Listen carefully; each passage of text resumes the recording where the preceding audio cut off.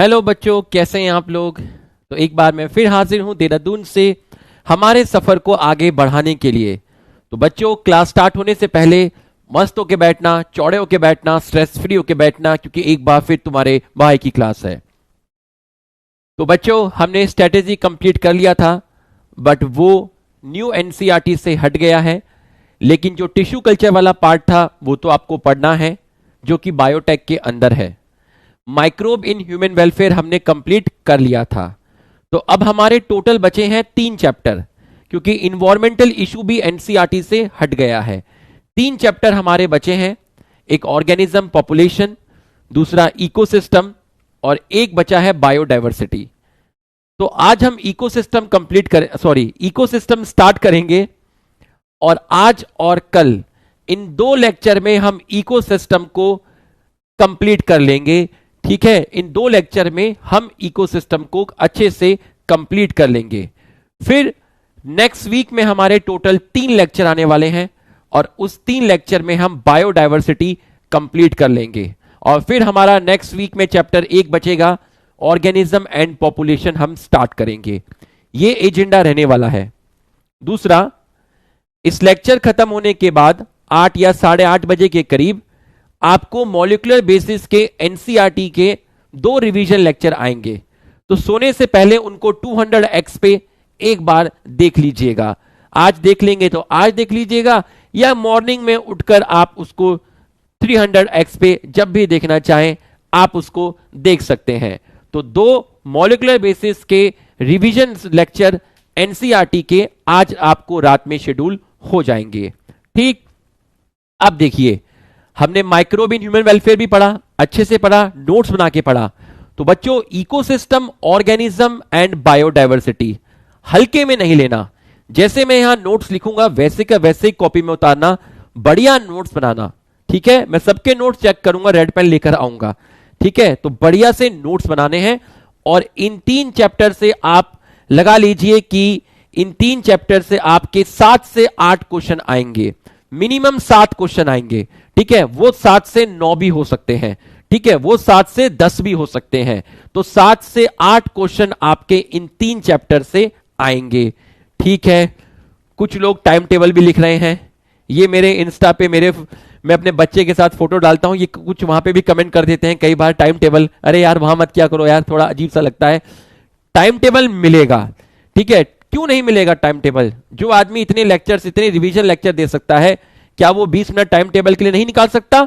बिल्कुल निकाल सकता है, और वो निकालेगा। और आपको इस वीक में टाइम टेबल मिलेगा, ये मैं आपसे प्रॉमिस कर रहा हूं। कल आपको टाइम टेबल मिलेगा। ठीक है, तो कल होगा टाइम टेबल डे। तो चलिए, बिना टाइम वेस्ट किए, बिना एक्स्ट्रा मोटिवेट किए लेक्चर को स्टार्ट करते हैं। जल्दी से सभी लोग यस सर लिख दीजिए, फटाफट यस सर लिख दीजिए। और बहुत प्यारा चैप्टर है, बहुत अच्छे से लेके चलूंगा। स्लो पॉइजन है, धीरे धीरे मजा आएगा, एकदम मजा नहीं आएगा, धीरे धीरे मजा आएगा। आ जाइए।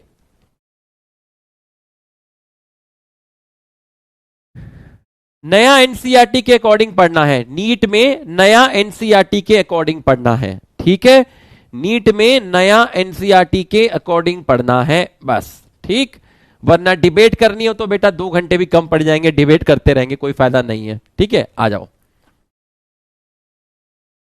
तो चैप्टर का नाम है इकोसिस्टम, जिसमें मैं आज आपको introduction, ecosystem structure, function, productivity, decomposition, ये टॉपिक पढ़ा दूंगा। सभी लोग हेडिंग डाल दीजिए, जैसे मैंने हेडिंग डाली है इकोसिस्टम। फॉन्ट साइज चेक कर रहा था तो वो हेडिंग डल गई। ठीक है, इकोसिस्टम डाल दीजिए, हेडिंग इकोसिस्टम। तो सबसे पहला पॉइंट है आपका कि इकोसिस्टम क्या है।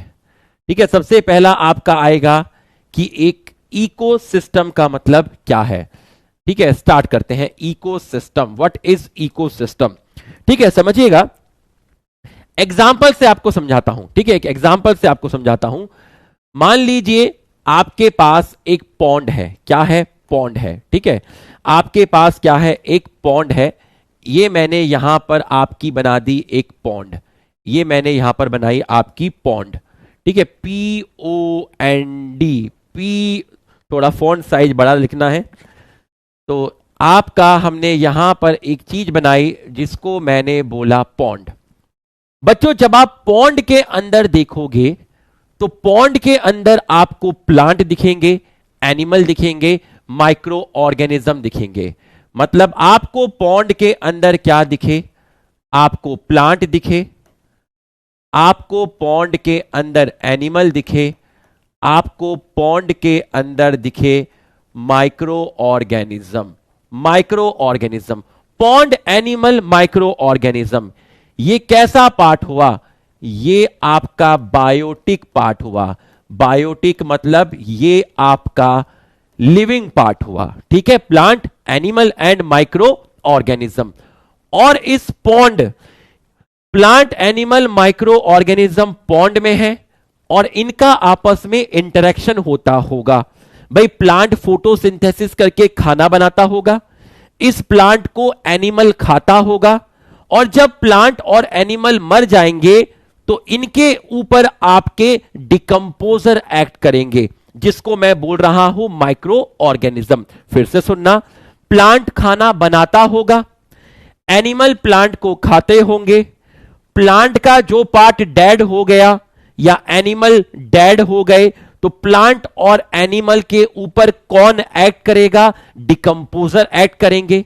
डिकम्पोजर का एग्जाम्पल हो गया माइक्रो ऑर्गेनिज्म। इसका मतलब यह हो गया कि इनके बीच में, इसका मतलब यह हो गया कि जो प्लांट है या आपका माइक्रो ऑर्गेनिज्म है, यह आपका एनिमल है, इनके बीच में आपस में क्या है? इनके बीच में आपस में क्या है? इनके बीच में आपस में है आपका इंटरेक्शन। क्या है? इंटरेक्शन। तो इस डब्बे की तो अभी हमें जरूरत पड़ी नहीं, तो हम यहां से पॉन्ड को भी हटा देते हैं। ठीक है, हम यहां से आपका जो पॉन्ड है इसको भी यहां से हटा देते हैं। तो बच्चों पॉन्ड में प्लांट है, एनिमल है, माइक्रो ऑर्गेनिज्म है, ये बायोटिक पार्ट है, लिविंग पार्ट है। आपस में क्या है? इनका इंटरेक्शन है। ठीक है, आपस में भी इंटरेक्शन है। और इस पॉन्ड के अंदर आपका क्या प्रेजेंट होगा?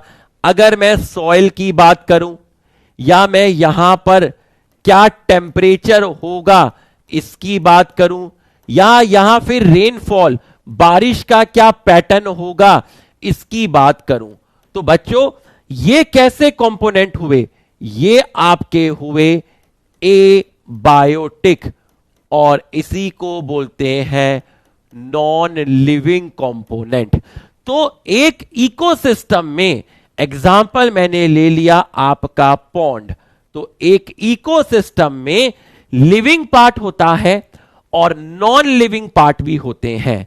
लिविंग पार्ट आपस में इंटरेक्शन करते हैं और इन लिविंग पार्ट का नॉन लिविंग कंपोनेंट के साथ भी इंटरेक्शन होता है कि भैया यहां पर जो पर्टिकुलर टेम्परेचर होगा उस टेम्परेचर पर कोई पर्टिकुलर प्लांट और एनिमल यहां पर सरवाइव करेंगे। इस जगह का अपना कोई ना कोई पर्टिकुलर रेनफॉल होगा, कोई पैटर्न होगा, यहां की जो सॉइल होगी उसका कोई अपना कॉम्पोजिशन होगा। तो एक इकोसिस्टम में लिविंग कंपोनेंट होते हैं और नॉन लिविंग कंपोनेंट होते हैं। तो interaction between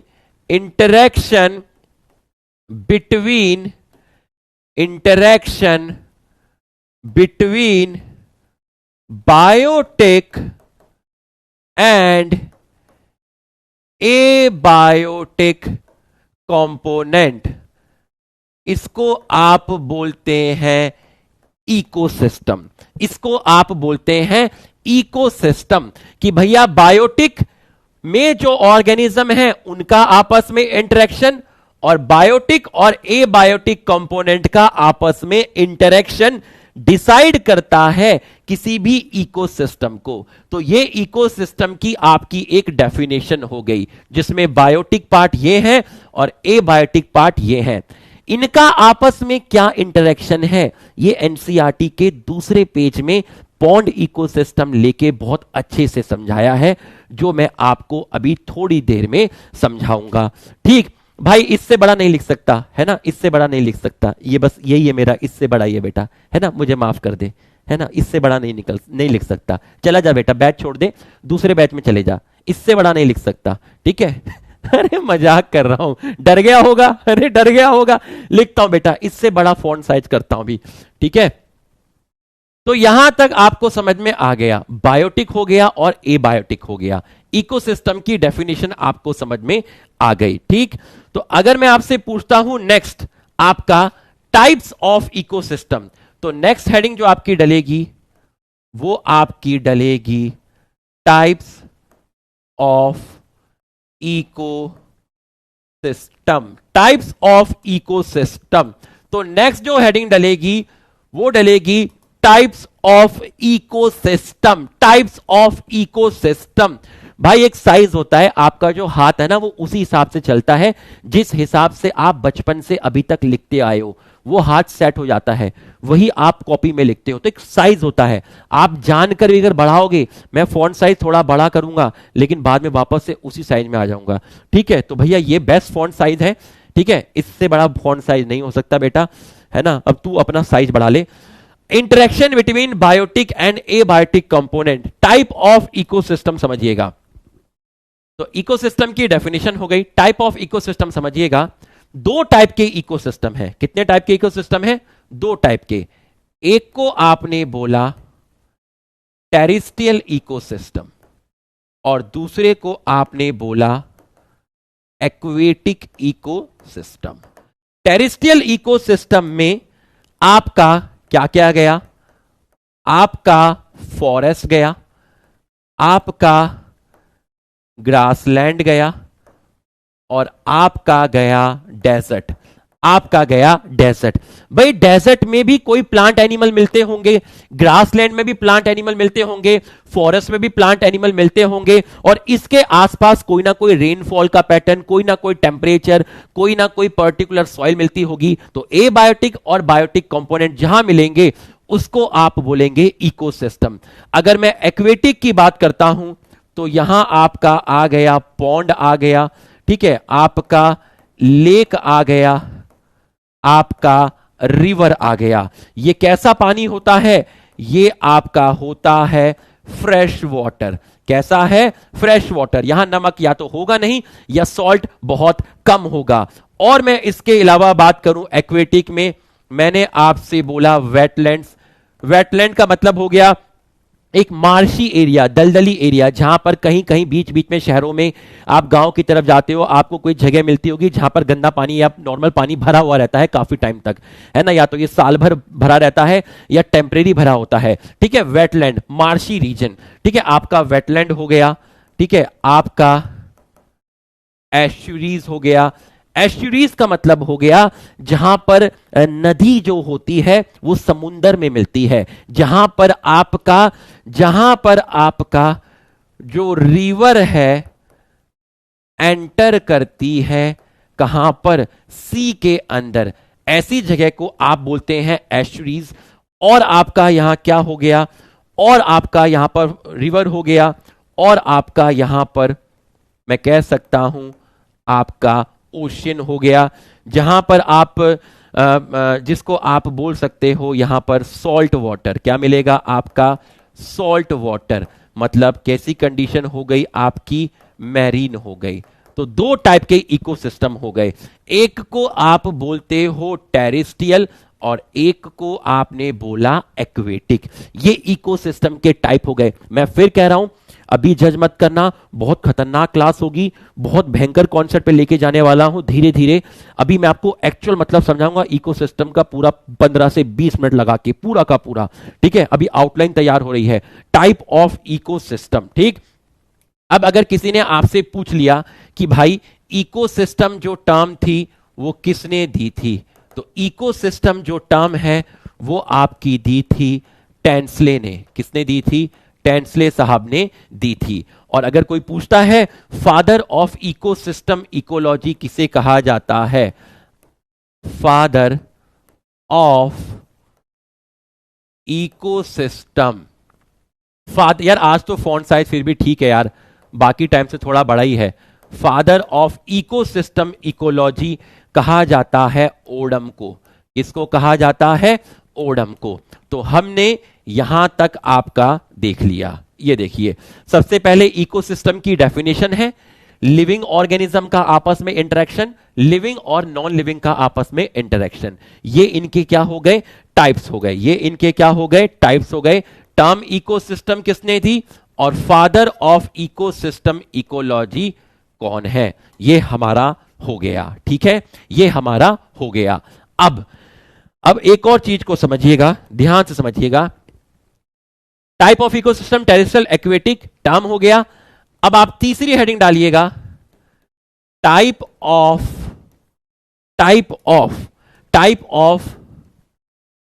aquatic ecosystem, type of aquatic ecosystem, type of aquatic system. तो टाइप ऑफ एक्वेटिक इकोसिस्टम, दो टाइप से आप यहां पर वर्ड यूज करेंगे। एक को बोलेंगे लेंटिक और एक को बोलेंगे लोटिक। लेंटिक और लोटिक। बच्चों, लोटिक का मतलब होता है रनिंग वाटर। क्या बोलेंगे आप? Running water. अगर कहीं पर पानी रुका हुआ है, मतलब पानी रुका हुआ है, तो आप उसको बोलते हैं स्टैंडिंग वाटर। क्या बोलते हैं? Standing water. जैसे आपका लेक हो गया, पॉन्ड हो गया, जैसे आपका पॉन्ड हो गया, आपका लेक हो गया, यहां पानी मूव नहीं कर रहा है। अगर पानी आपका मूव कर रहा है तो उसको आप बोलते हैं लोटिक इकोसिस्टम। तो ये हमारा लेंटिक हो गया और आपका यहां पर क्या हो गया? लोटिक हो गया। ठीक, उसके बाद नेक्स्ट हेडिंग आप डालेंगे type of ecosystem. Type of ecosystem, system. Type of ecosystem किसके बेसिस पर? On basis of size. On basis of size. बच्चों, आज देखिए फॉन्ट साइज बड़ा है ना। आज ऐसे जलील मत करना कि छोटा छोटा लिखते हो, है ना। आज देखिए फॉन्ट साइज बढ़ाया है ना। फॉन्ट साइज पे मैं होमवर्क कर आया हूं। रात में मैं कच्ची पेंसिल और पेपर लेके बैठा था, मैंने बड़ा बड़ा लिखने की पूरी प्रैक्टिस करी।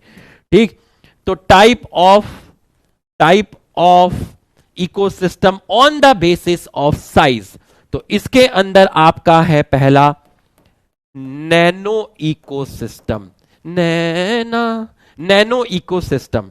ठीक, दूसरा है आपका माइक्रो इकोसिस्टम, तीसरा है आपका मैक्रो इकोसिस्टम और चौथा है आपका मेगा इकोसिस्टम। ठीक, अभी बहुत सारे वर्ड हैं जो इकोसिस्टम में अपन यूज करते हैं, जैसे कि सेल्फ रेगुलेटरी, सेल्फ सस्टेनेबल। ये एनसीईआरटी के वर्ड हैं, अभी मैं एक्सप्लेन करूंगा आपको। ठीक, नैनो इकोसिस्टम, नैना, ये देखो ये रहा नैनो इकोसिस्टम। उसके बाद माइक्रो इकोसिस्टम, उसके बाद मैक्रो इकोसिस्टम, उसके बाद मेगा इकोसिस्टम। जैसे मैं बोलूं एक सिंगल ड्रॉप, ठीक है, एक सिंगल ड्रॉप ऑफ वाटर, उसमें भी माइक्रो ऑर्गेनिज्म होते हैं। सिंगल ड्रॉप ऑफ वाटर, तो एक सिंगल ड्रॉप ऑफ वाटर भी अपने आप में इकोसिस्टम है, उसमें भी माइक्रो ऑर्गेनिज्म है। माइक्रो इकोसिस्टम, छोटा इकोसिस्टम, एग्जाम्पल हो गया पॉन्ड। मैक्रो इकोसिस्टम, एग्जाम्पल हो गया फॉरेस्ट। मेगा इकोसिस्टम, एग्जाम्पल आपका हो गया ओशियन। तो ये हमने इकोसिस्टम के क्या देखे? टाइप देखे। फटाफट लिख ले, जल्दी से लिख ले, फटाफट लिख ले, जल्दी से लिख ले, फटाफट लिख लो। 1 मिनट में लिख लेना, ज्यादा टाइम मत लगाना, स्पीड मेंटेन रखनी है।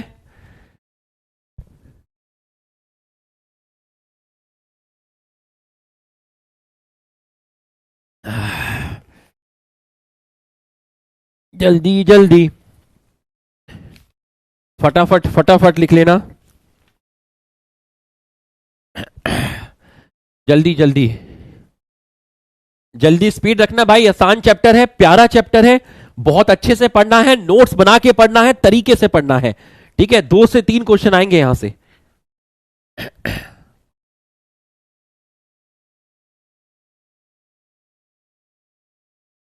और जो रिवीजन लेक्चर देता हूं उसको उसमें बैकलॉग मत ले लेना, पता चला वहां भी बैकलॉग हो गया, फिर उनको कवर करने के लिए फिर रिवीजन देना पड़ा। Done done done done done done डारा, ठीक है, डन डन। ए गोटिया गोटिया गोटिया गोटिया, चलो भाई ये हो गया, ठीक। आइए अगला देखिए, कोई छोटा भाई बहन नहीं लिख पाया हो तो चैट बॉक्स में जहर मत उगलना, ठीक है, बाद में लिख लेना, 1 मिनट, क्या दिक्कत है, ठीक। तो ये आपने देखे, ठीक है, ये सब आपने देखे। अब इकोसिस्टम के और भी टाइप्स होते हैं, जैसे आपने एक और लिखा, टाइप्स ऑफ इकोसिस्टम, फिर से आ गया types of ecosystem. Types of ecosystem 2 type हो गए, कितने टाइप हो गए आपके, 2 टाइप हो गए। जैसे मैं एक टाइप ये आएगा, एक टाइप ये आएगा।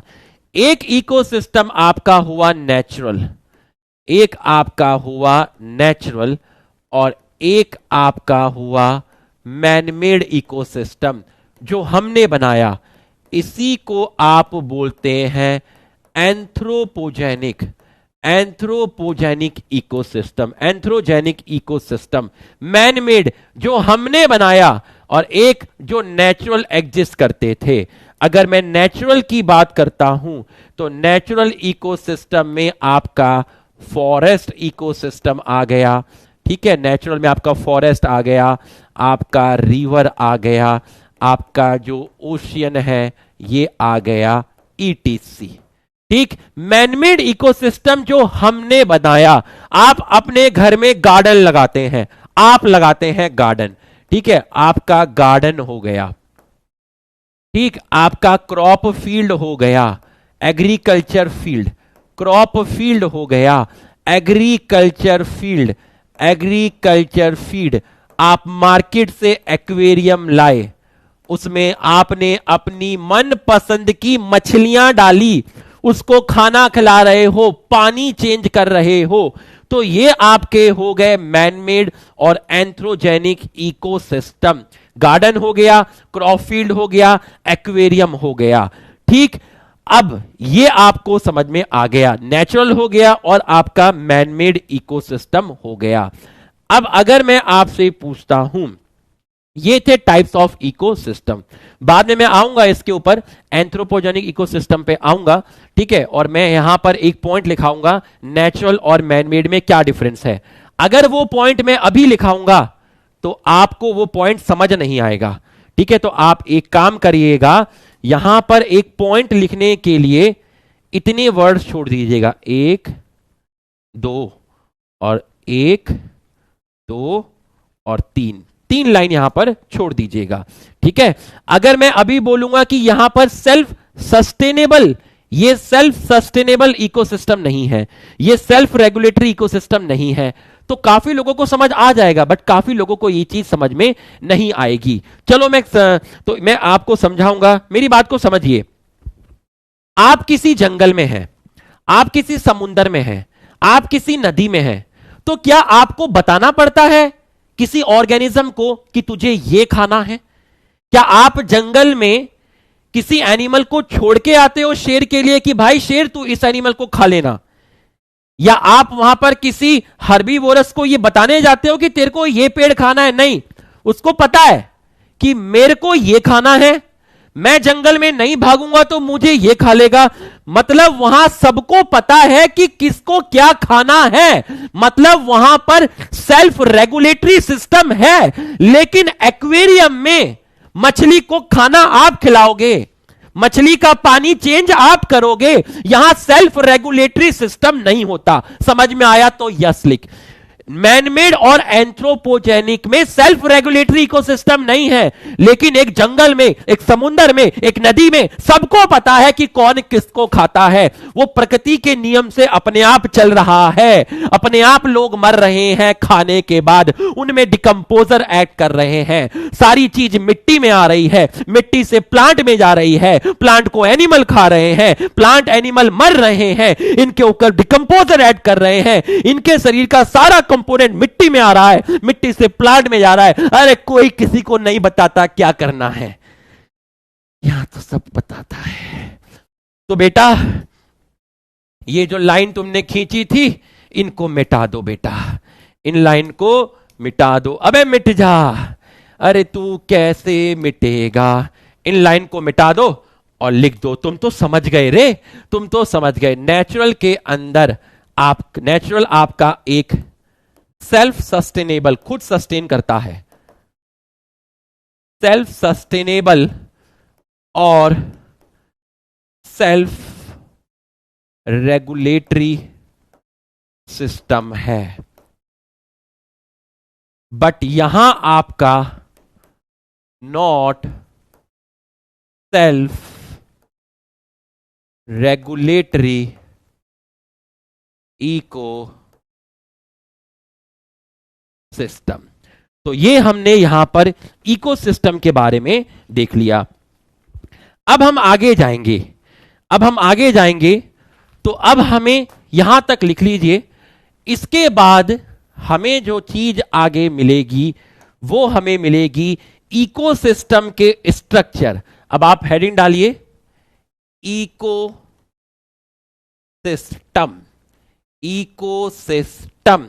इकोसिस्टम में अब आपको दो चीजें पढ़नी है। एक पढ़ना है इकोसिस्टम का स्ट्रक्चर, क्या पढ़ना है? स्ट्रक्चर।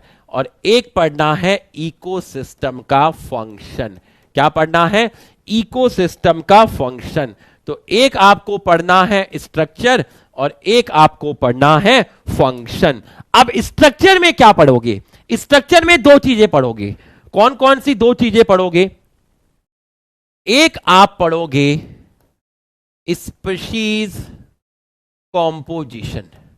क्या पढ़ोगे? Species composition. एक चीज आप पढ़ोगे स्पीशीज कॉम्पोजिशन, ठीक। और दूसरा आप पढ़ोगे इसके अंदर स्ट्रैटिफिकेशन। क्या पढ़ोगे? स्ट्रैटिफिकेशन। दोनों आपको समझाता हूं। स्ट्रैटिफिकेशन और यहां है आपका स्पीशीज कॉम्पोजिशन। तो समझ लीजिएगा, मान लीजिए स्पीशीज कॉम्पोजिशन का मतलब क्या है? स्पीशीज कॉम्पोजिशन का मतलब क्या है?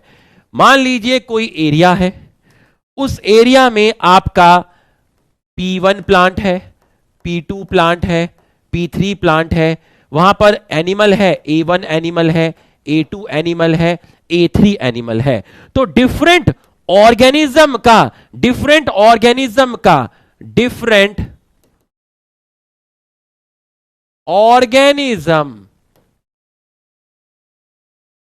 present in particular area। Different organism, different type के प्लांट्स, डिफरेंट टाइप के एनिमल किसी एरिया में मिल रहे हैं, तो वो उस एरिया का स्पीशीज कॉम्पोजिशन होगा। वो उस एरिया का क्या होगा? स्पीशीज कॉम्पोजिशन होगा।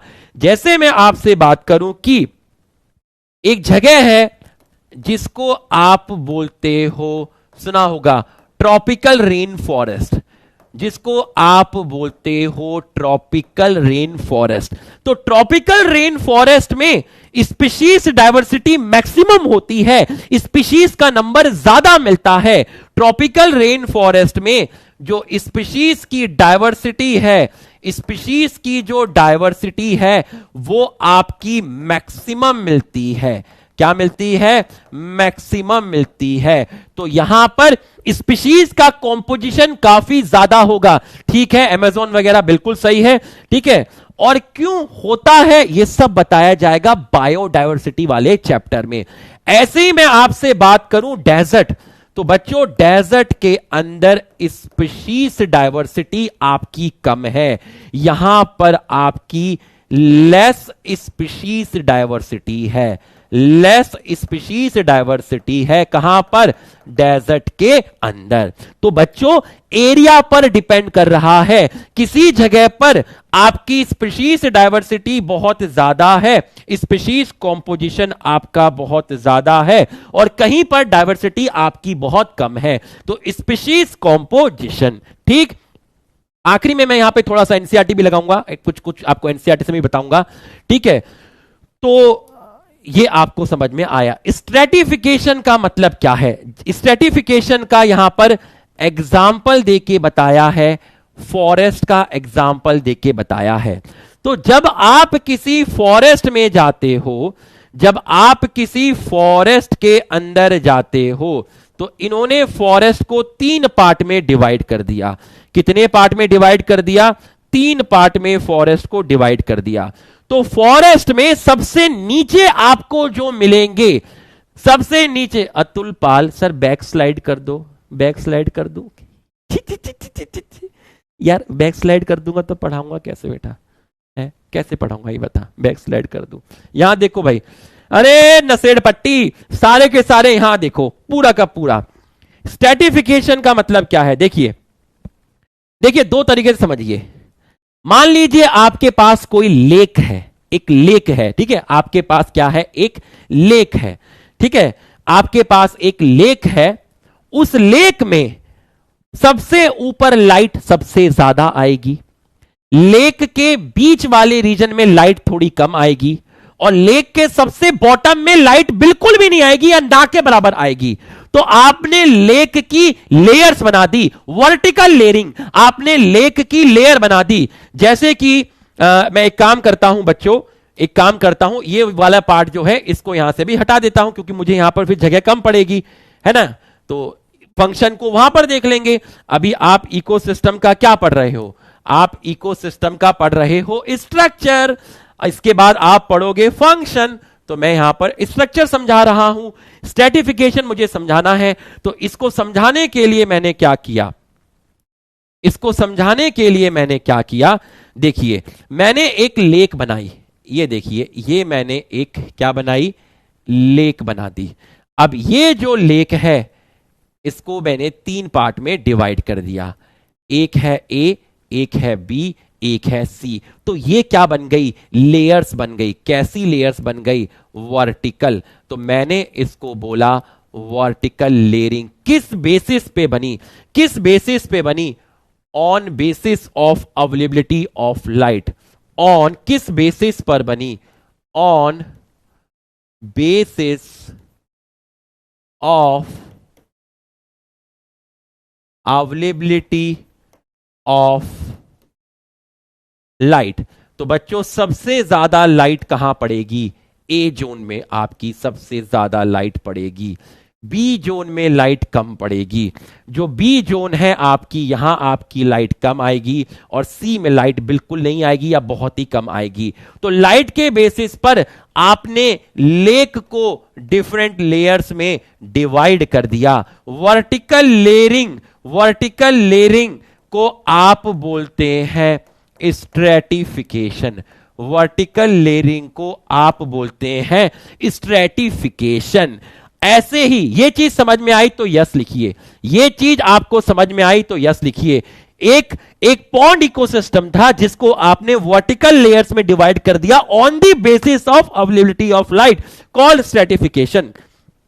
ऐसे ही फॉरेस्ट में सबसे नीचे आपको मिलेंगे ग्रास। क्या मिलेंगे? ग्रास। और मिलेंगे हर्ब्स। थोड़े ये सबसे आपकी बॉटम में मिलेंगे। कहां मिलेंगे? बॉटम में। थोड़ा ऊपर जाओगे तो आपको मिलेंगे श्रब, और टॉप मोस्ट पोजीशन पे आपके मिलेंगे ट्री। तो ये पोजीशन टॉप हो गई और ये पोजीशन आपकी मिडिल हो गई। तो यहां पर भी वर्टिकल लेयर्स हो गई बच्चों, यहां पर भी आपके वर्टिकल लेयर्स हो गए, यहां पर भी आपके क्या हो गई? वर्टिकल लेयरिंग हो गई। तो ये भी आपका क्या है? Vertical layering. इसको भी क्या बोल रहे हो आप? इसको भी आप बोल रहे हो स्ट्रेटिफिकेशन। तो फॉरेस्ट में बॉटम में ग्रास हर्ब्स, थोड़ा ऊपर हाइट पर आपको श्रब्स, और ऊपर आपको मिलेंगे आपके ट्री। तो वर्टिकल लेयरिंग कॉल्ड स्ट्रेटिफिकेशन। आपने स्पीशीज कॉम्पोजिशन देखा, आपने स्ट्रेटिफिकेशन देखा। ये इकोसिस्टम के स्ट्रक्चरल पार्ट के अंदर आता है, स्पीशीज कॉम्पोजिशन और स्ट्रेटिफिकेशन। लिख लीजिए, फटाफट लिख लीजिए, जल्दी से लिख लीजिए, फिर फंक्शन में आता हूं और फिर तुम्हें एक्चुअल इकोसिस्टम की डेफिनेशन समझाऊंगा। बायोटिक और एबायोटिक का मतलब क्या है वो किताब में यहां पर समझाई है, ये पूरा का पूरा पैराग्राफ समझाया है। यहां समझाऊंगा इकोसिस्टम की डेफिनेशन, तुम्हें एक्चुअल फील कराऊंगा।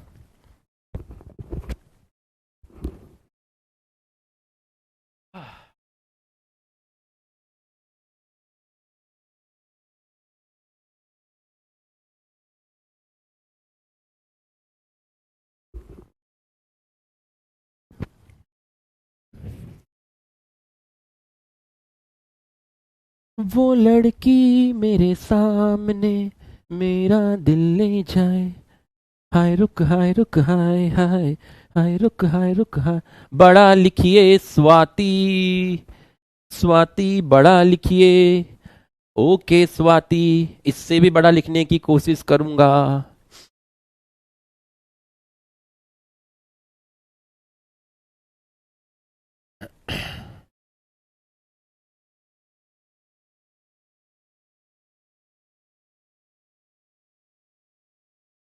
Today is my birthday, happy birthday.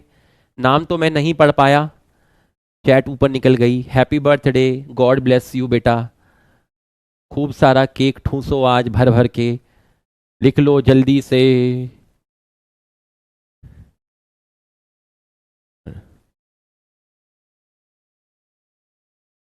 लिख लो, डन डन डन, लिख लो।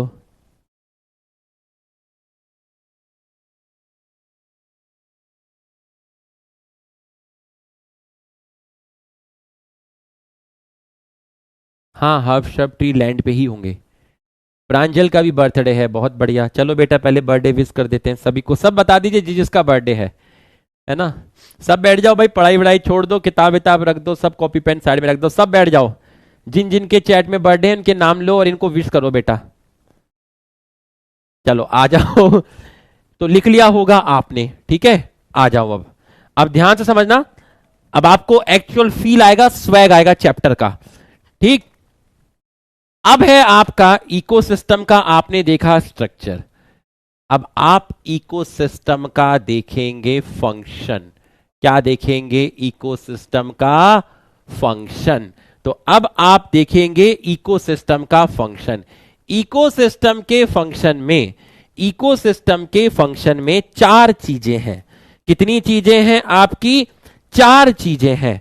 कौन कौन सी चार चीजें हैं देखिए। पहला है आपका प्रोडक्टिविटी। पहला आपका क्या है? प्रोडक्टिविटी। पहला है आपका प्रोडक्टिविटी। दूसरा है आपका डिकम्पोजिशन। तीसरा है आपका energy flow.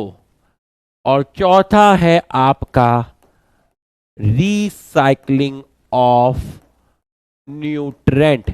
Recycling of nutrient. ये चारों मैं आपको एक एग्जाम्पल से समझाने वाला हूं, ध्यान से देखिएगा। पहला क्या है आपका? पहला है आपका बच्चों, पहला है आपका क्या है? प्रोडक्टिविटी। दूसरा आपका क्या है? दूसरा है आपका, अरे यार टेक्नोलॉजी, दूसरा है आपका डिकम्पोजिशन। ये हम ले गए डिकम्पोजिशन। और तीसरा है आपका एनर्जी फ्लो, यहां आ गया एनर्जी फ्लो। और चौथा है आपका रीसाइक्लिंग ऑफ न्यूट्रेंट। ध्यान से समझना, पूरा का पूरा ध्यान से समझना। बच्चों मैंने एक पॉन्ड बनाई, ठीक है। मैंने आपकी क्या बनाई? पॉन्ड बनाई। ये रही आपकी एक पॉन्ड, ये मैंने आपकी बनाई पॉन्ड, ठीक है।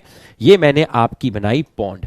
तो इस पॉन्ड के अंदर, इस पॉन्ड के अंदर अगर मैं एबायोटिक कंपोनेंट की बात करूं, यहां पर मैं आपके एबायोटिक पार्ट की बात करूं पॉन्ड के अंदर, तो आपका यहां प्रेजेंट है क्या, वाटर प्रेजेंट है। ठीक, आपका यहां पर सॉइल प्रेजेंट है, और इस सॉइल में आपका इनऑर्गेनिक और कौन सा पार्ट है, ऑर्गेनिक पार्ट है। ठीक है, और इसके अंदर सॉइल में आपके क्या हैं, सॉइल में आपके प्रेजेंट हैं न्यूट्रेंट्स, सॉइल में आपके प्रेजेंट हैं न्यूट्रेंट्स। तो मैं यहां सॉइल दिखा देता हूं, ये देखिए, ये है आपकी सॉइल, ये आपको पानी में पॉन्ड में नीचे की तरफ आपको दिख रही है सॉइल, ये आपको क्या दिख रही है, सॉइल, ये आपको दिख रही है सॉइल। कहां पर है, ये सॉइल आपकी है bottom of lake, bottom of lake. देखना, एक्चुअल फील अब आएगा आपको, इकोसिस्टम की एक्चुअल डेफिनेशन अब पता चलेगी। देखिए, बॉटम ऑफ लेक। अब इस सॉइल से आपके जो न्यूट्रिएंट्स हैं, इस सॉइल से आपके जो न्यूट्रिएंट्स हैं, वो न्यूट्रिएंट्स कहां पर गए, वो न्यूट्रिएंट्स आपके गए प्लांट्स के अंदर। कहां गए, प्लांट्स के अंदर। और प्लांट्स जो है यहां पर आपके जो प्लांट्स हैं, वो प्लांट्स क्या हैं, प्रोड्यूसर हैं। क्या हैं, प्रोड्यूसर हैं। और उन प्लांट्स को आप बोलते हो, पानी के अंदर प्लांट्स को, प्रोड्यूसर को आप बोलते हैं फाइटोप्लैंक्टन्स, जिनके अंदर आपके डाई एटम्स होंगे, जिनके अंदर आपके ग्रीन एल्गी होंगे, इनके अंदर आपके ऐसे एल्गी भी होंगे जो एल्गी पानी में फ्लोट करेंगे, मतलब आपके फ्लोटिंग एल्गी भी होंगे, और ऐसे भी होंगे जो आपके पानी में डूबे हुए होंगे, मतलब सबमर्ज एल्गी भी होंगे, और ऐसे भी होंगे जो पॉन्ड के एजेस पे मिलेंगे। कहां मिलेंगे, एजेस ऑफ पॉन्ड। कहां मिलेंगे, एजेस ऑफ पॉन्ड। तो इस पॉन्ड के अंदर प्लांट्स हैं जिनको मैं प्रोड्यूसर बोल रहा हूं। तो जो पानी के अंदर प्लांट होते हैं उनको फाइटोप्लैंक्टन्स बोलते हैं। उनमें डायटम्स हो सकते हैं, ग्रीन एल्गी हो सकते हैं, फ्लोटिंग एल्गी हो सकते हैं, सबमर्ज एल्गी हो सकते हैं, या फिर एल्गी पॉन्ड्स के जो बैंक है, जो एजेस हैं, जो किनारे हैं, वहां पर आपके मिल सकते हैं। तो ये कैसा कंपोनेंट हो गया, ये आपका बायोटिक कंपोनेंट हो गया।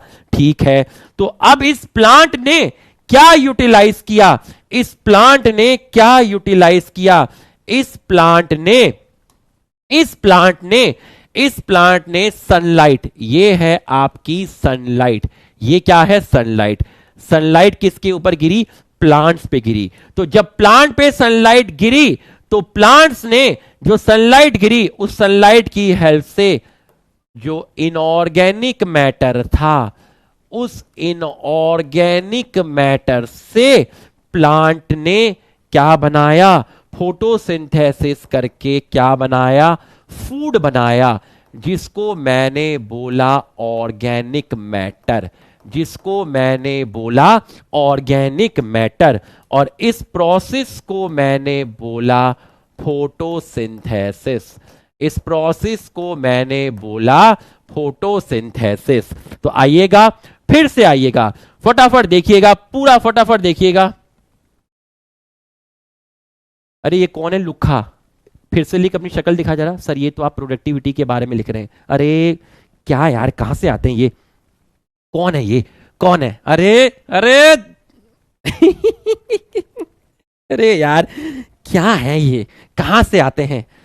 अरे मेरे भाई, ये पैराग्राफ पढ़ा रहा हूं, ये पैराग्राफ पढ़ा रहा हूं, ठीक है, प्रोडक्टिविटी आगे समझाऊंगा, ये पैराग्राफ पढ़ा रहा हूं, ये चारों कंपोनेंट इस पैराग्राफ के अंदर समझाए हुए हैं। तो भाई समझ ले, यहां पर अपना दिमाग मत लगा, यहां पर समझ ले जो समझा रहा हूं, यहां पर समझ ले प्रोडक्टिविटी प्रोडक्टिविटी। अरे दीवाने, प्रोडक्टिविटी बाद में समझाऊंगा, समझ ले। ये जो चार कंपोनेंट है ना, productivity, decomposition, energy flow, recycling of nutrient, ये चारों के चारों मैं यहां एक्सप्लेन कर रहा हूं। इसके बाद एक एक करके ये एक्सप्लेन करूंगा, फिर ये एक्सप्लेन करूंगा, फिर ये करूंगा, फिर ये करूंगा। अरे यार ए गोटिया, अरे मेरे भाई यहां देख ले, समझ रहे हो कहां से आते हैं यार ये, अरे लुखे, यहां देख ले, ठीक, भाग यहां से, भाग यहां से। अरे मेरे भाई यहां देख ले यार, यहां देख ले। अरे सबसे पहले मैं ये चारों ABCD एक पॉन्ड इकोसिस्टम में समझाऊंगा, जो एनसीईआरटी ने यहां पर समझाया है। फिर एनसीईआरटी ने एक एक करके प्रोडक्टिविटी, डिकम्पोजिशन समझाया हुआ है, ठीक है, यहां देख ले। तो भैया प्लांट्स जो है, पानी के अंदर जो प्लांट्स हैं, जो प्रोड्यूसर हैं, जिनको आप क्या बोलते हैं, फाइटोप्लैंक्टन्स बोलते हैं, ये फाइटोप्लैंक्टन्स के एग्जाम्पल हो गए। तो अब पानी के अंदर क्या होगा, इनऑर्गेनिक मैटर भी होगा। तो सनलाइट पड़ी, तो सनलाइट की हेल्प से प्लांट्स ने, जो ये प्रोड्यूसर हैं, ये जो फाइटोप्लैंक्टन्स हैं, इन्होंने इनऑर्गेनिक मैटर को ऑर्गेनिक मैटर में कन्वर्ट किया, जिसको आप बोलते हैं फोटोसिंथेसिस, और इस प्रोसेस को आप बोलते हैं प्रोडक्टिविटी। इसको आपने बोला क्या, प्रोडक्टिविटी, इसको आपने बोला प्रोडक्टिविटी। ये देखिए एक हो गया, ठीक। अब प्लांट के ऊपर कौन फीड करेगा, प्लांट के ऊपर आपका खाएगा कौन, प्लांट को खाएंगे आपके एनिमल। कौन खाएंगे, एनिमल्स। तो अब आप दूसरी चीज को समझिएगा, जो एनिमल्स हैं आपके यहां पर, ठीक है, जो आपके एनिमल्स हैं जो प्लांट पे फीड कर रहे हैं, जिनको मैं क्या बोल रहा हूं, कंज्यूमर बोल रहा हूं। पानी के अंदर जो एनिमल्स होते हैं उनको हम आपके जू हैं जूप्लैंक्टन्स। क्या बोलते हैं, जूप्लैंक्टन्स। तो फाइटोप्लैंक्टन्स को किसने खाया, जूप्लैंक्टन्स ने खाया। ये भी कैसा है, ये भी आपका बायोटिक है। तो फाइटोप्लैंक्टन्स को खाया जूप्लैंक्टन्स ने, प्लांट को खाया आपका एनिमल ने। और थोड़े टाइम के बाद जब इनकी डेथ हो गई, इसकी कुछ पार्ट डेड हुआ, इसका कुछ पार्ट डेड हुआ, तो आपका आया dead plant and dead animal. Dead plant और डेड एनिमल, डेड प्लांट और डेड एनिमल पर कौन एक्ट करेगा, डेड प्लांट और डेड एनिमल पर कौन एक्ट करेगा, बताइए। डेड प्लांट और डेड एनिमल पर कौन एक्ट करेगा, इनके ऊपर एक्ट करेंगे कौन, डिकम्पोजर। कौन एक्ट करेंगे, डिकम्पोजर। तो आप देखिएगा ध्यान से, आपका जो फाइटोप्लैंक्टन्स है, आपका फाइटोप्लैंक्टन एंड जूप्लैंक्टन, जूप्लैंक्टन, इनकी क्या हो गई, इनकी डेड हो गई, इनकी डेथ हो गई। इनकी क्या हो गई, इनकी हो गई आपकी डेथ। तो जब इनकी डेथ हो गई तो फिर आपके पास अब क्या है, आपके पास अब है dead plant and dead animal.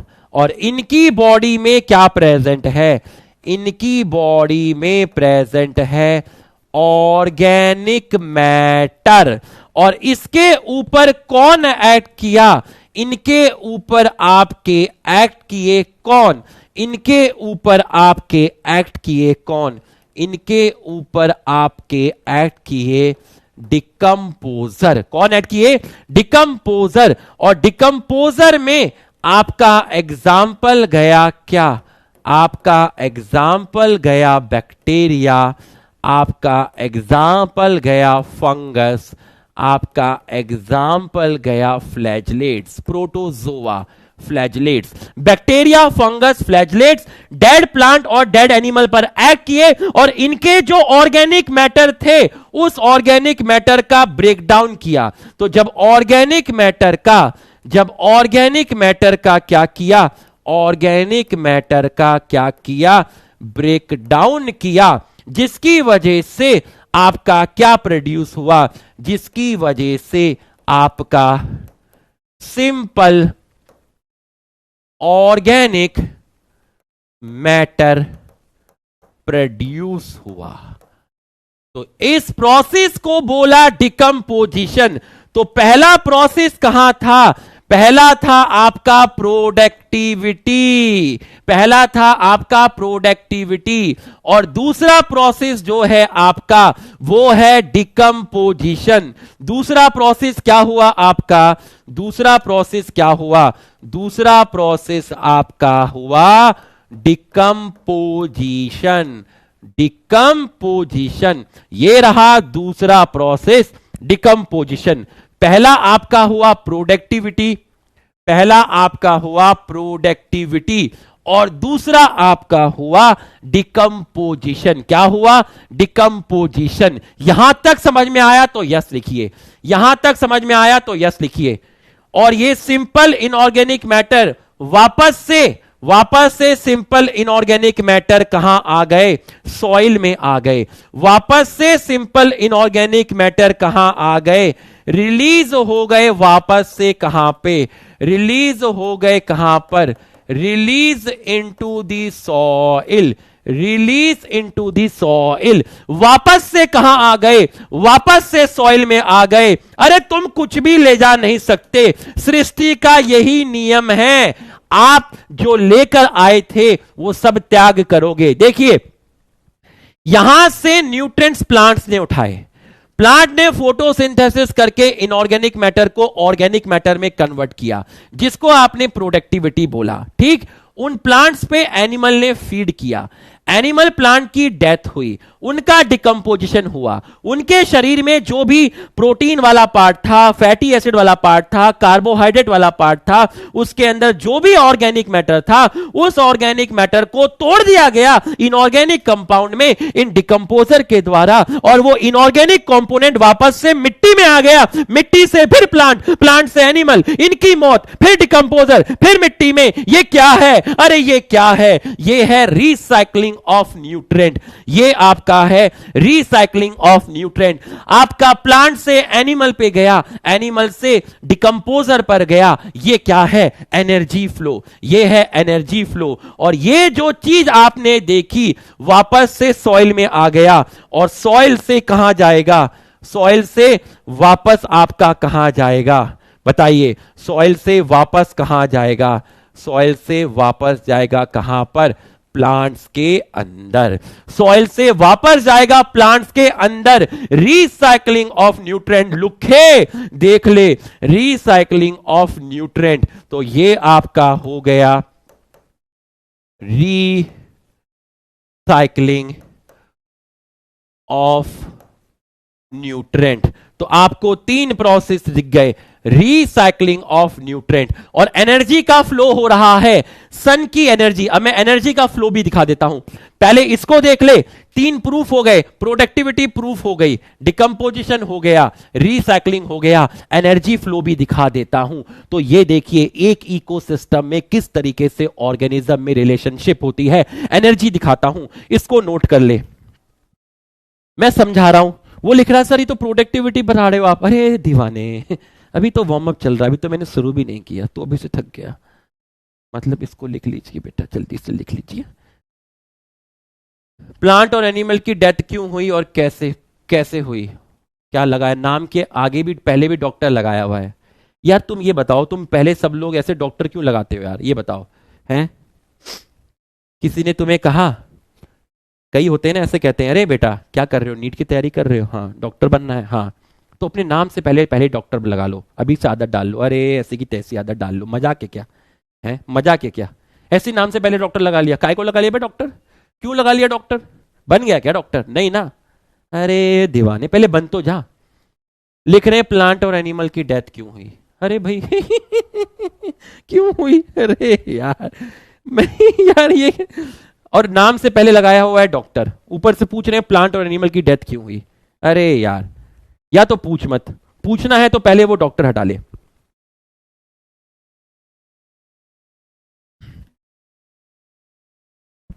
In plant animal की डेथ इसलिए हुई क्योंकि कुछ दिन पहले एक मैच था पाकिस्तान और श्रीलंका का। सबको लग रहा था कि श्रीलंका जीतेगी, लेकिन क्रिकेट अनिश्चितता का खेल होता है, श्रीलंका हार गई। उस गम में इन प्लांट और एनिमल की डेथ हो गई।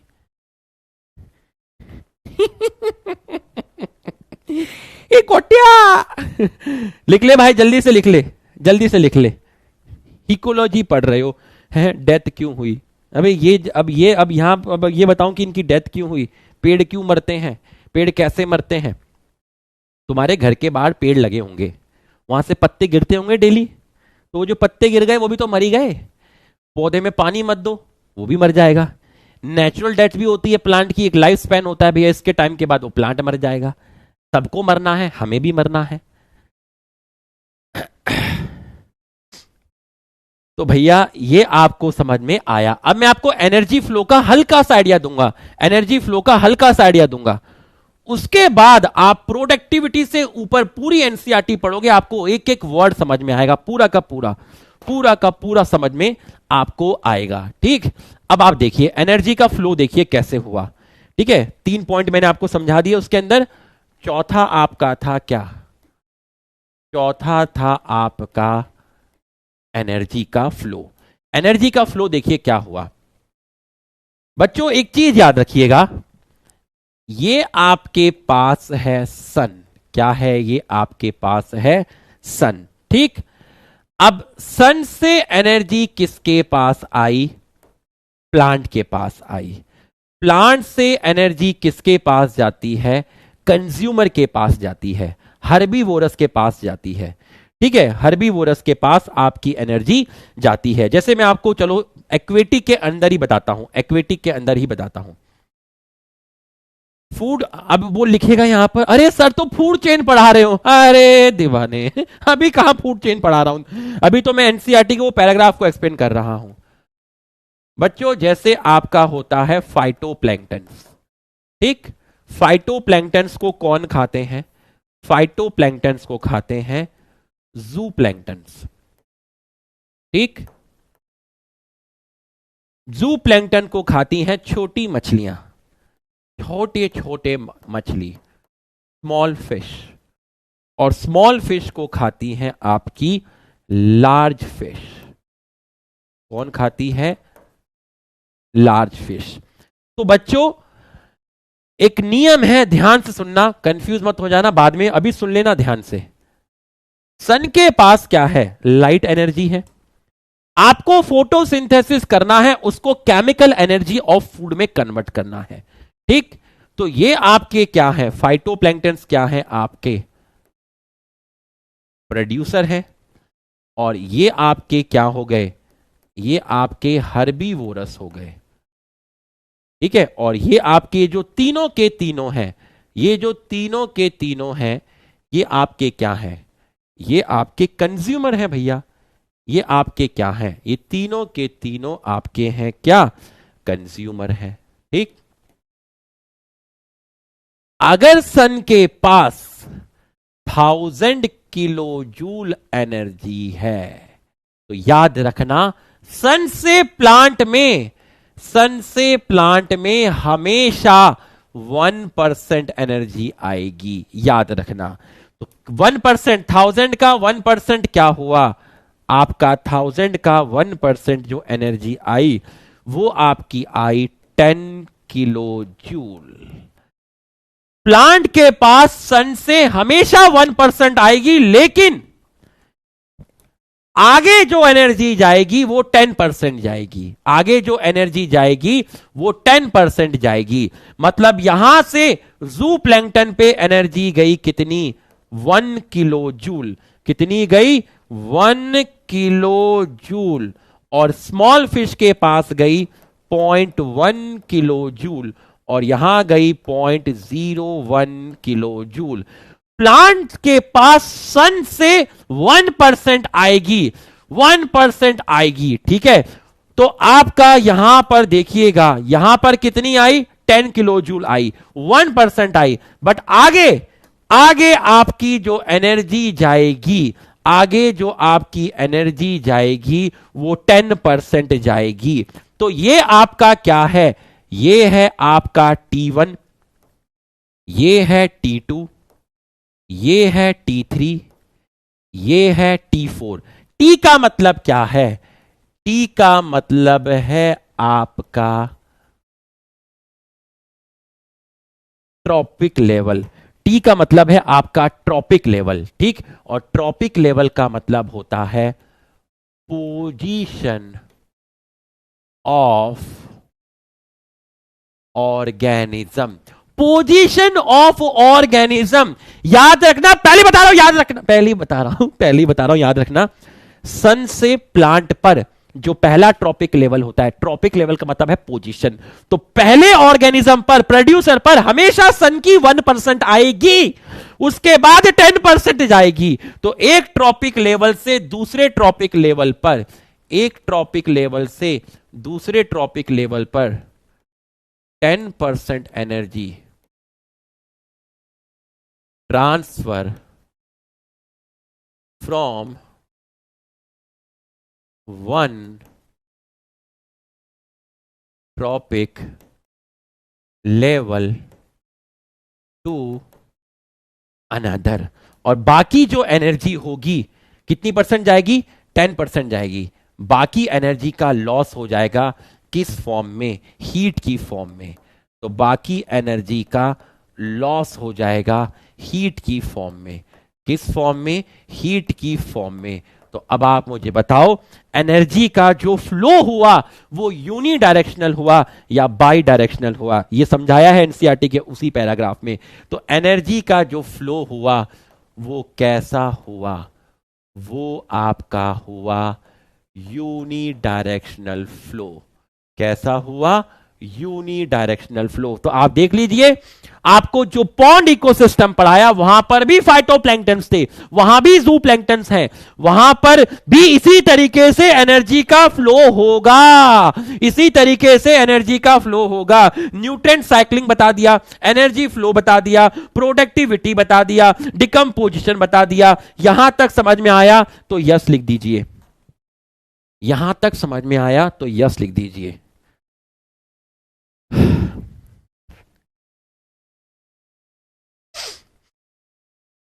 यहां तक समझ में आया तो आप यस लिख दीजिए। फिर मैं तुम्हें एक चीज बोलता हूं, ध्यान से समझना, ठीक है। ये उन लोगों के लिए है जो बोलते हैं सर फॉन्ट साइज, उनके लिए है। और सिलेक्शन के दिन मुझे जरूर मिलना, सुनना ध्यान से। एक आदमी ने तुम्हें हंसते हुए बोलता हूं, एक आदमी ने तुम्हें सब कुछ इतने अच्छे से पढ़ाया, sexual reproduction, principle, molecular basis, 20-20 lecture लिए, क्वेश्चन प्रैक्टिस करवाई, स्ट्रेटेजी भी पढ़ाया जो सिलेबस में नहीं है, माइक्रोब्स जैसा चैप्टर जिससे एक क्वेश्चन आएगा उसके भी नोट्स बना के तुम्हें पढ़ाए, मॉलिक्यूलर बेसिस की रिवीजन सीरीज भी चालू कर रहा है, फिर प्रिंसिपल की भी करेगा। इतना बढ़िया कंटेंट देने के बाद अगर मेरा फॉन्ट साइज कभी कभी छोटा होता है, तो अगर तुम जेन्युइन स्टूडेंट होंगे ना, जेन्युइन स्टूडेंट होंगे और मेरा फॉन्ट साइज छोटा भी होगा ना, तब भी तुम कंप्लेन नहीं करोगे शर्म के मारे कि यार हम किस चीज पे सर को ट्रोल कर रहे हैं, फॉन्ट साइज के बेसिस पे। अरे दीवाने, इसने जो करा है ना, इसने जो दिया है ना, वो दिस इज नॉट अबाउट 4,500 रुपए का कोर्स, तुम उसको कभी उतार नहीं पाओगे।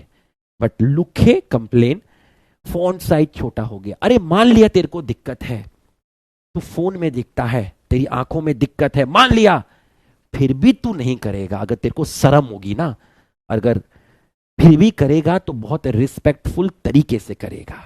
ऐसे नहीं जैसे वो एक आई थी 2-4 दिन पहले, कौन आई थी, लड़की आई थी, वो क्या लिख के गई थी, सर और फोन साइज छोटा कर लीजिए, आज आप बड़ा कैसे लिख रहे हैं। बात समझ में आया, शर्म बोलते हैं बेटा, टीचर की शर्म। जो आजकल खत्म होती जा रही है बेटा। समझो, आजकल खत्म होती जा रही है। अरे मेरा गुरु मुझे ये सिखाएगा, मान लीजिए सिखाएंगे, वो तो इसका इतने छोटे छोटे भी लिखेंगे ना, तो भाई मैं तो ऐसे बैठूंगा कि ज्ञान मिल रहा है भाई, चरणों की धूल मिल जाए, गुरु की ज्ञान मिल रहा है। फोन साइज तो मोबाइल में रोक के बाद में देख लेंगे भाई, जो ये दे रहा है ना भाई वो ले लो।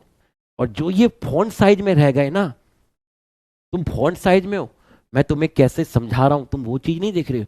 तुम देख रहे हो फोन साइज छोटा हो रहा है, मैं नोट्स प्रॉपर नहीं लिख पाऊंगा। अरे दीवाने, सिलेक्शन के दिन मिलना मुझे। एक भी स्टूडेंट जो सेलेक्ट होता है ना, वो कभी ये कंप्लेन नहीं करता कि सर फॉन्ट साइज छोटा था। अरे दीवाने अरे तेरे लिए क्या क्या नहीं किया, अरे किडनी तो नहीं बेची, बाकी तो सभी बेच दिया है। कोटिया, लिख लो भाई, जल्दी से लिख लो, जल्दी से लिख लो।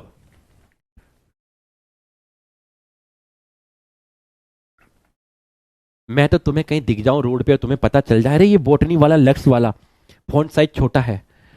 जितना फॉन्ट साइज छोटा है उतना बड़े फॉन्ट के पत्थर उठा के फेंक के मार दो, पटाक मारो मारो, पकड़ो पकड़ो पकड़ो। ठीक है, तो ये आपने लिख लिया। ठीक, ये आपने लिख लिया। अब तुम क्या करना, आराम से, ठीक है, मैं बोलूंगा तो ऐसे नहीं बोलूंगा, कॉन्फिडेंस से बोलूंगा। आराम से ये वाला एनसीईआरटी का पूरा पेज तुम पढ़ सकते हो, तुम्हें कहीं पर दिक्कत नहीं आएगी। ठीक है, क्योंकि मैं खुद एनसीईआरटी लेके बैठा हूं, मैं खुद पढ़ रहा हूं कि कहीं कोई ऐसी लाइन ना छूट जाए। ठीक, अब हम फंक्शन को डाल दीजिए हेडिंग इकोसिस्टम फंक्शन, एक एक करके पढ़ेंगे। अब एक एक करके डिटेल में पढ़ेंगे। जैसे कि मैं तब वहां पर समझा रहा था, वो एक बच्चा घबरा गया था, है ना, कहता अरे सर तो प्रोडक्टिविटी पढ़ा रहे हैं। अरे नसेड़, इकोसिस्टम फंक्शन, इकोसिस्टम फंक्शन। ठीक, आ जाओ। तो एक चीज और बताता हूं एक स्टूडेंट के कारण भी बताता हूं। 1.5-2 महीने पहले मैं ना एक चैट पढ़ रहा था, उसमें लिखा था एक स्टूडेंट ने कि सर लुक्खा वर्ड यूज नहीं करते। तो मैं इसे रैंडमली पढ़ रहा था, तो उसमें नीचे एक कमेंट आया, बोला अरे मैं बताता हूँ। उसने क्या लिखा था, भाई अगर वो ये लेक्चर देख रहा है तो भाई पहले लेक्चर को बंद कर दे, क्योंकि तू शर्म से मर जाएगा। उसने लिखा था नीचे, यार मैंने पीडब्ल्यू वालों को ना मेल किया था रुपेश सर के रिगार्डिंग, और उसमें मैंने लिखा था कि ये सर लुक्खा वर्ड यूज करते हैं, तो सर की डांट पिटी है, इसलिए सर ये वर्ड यूज नहीं कर रहे। अरे लुखे, एक मेल और कर देना बेटा, कहना अभी भी यूज कर रहे हैं।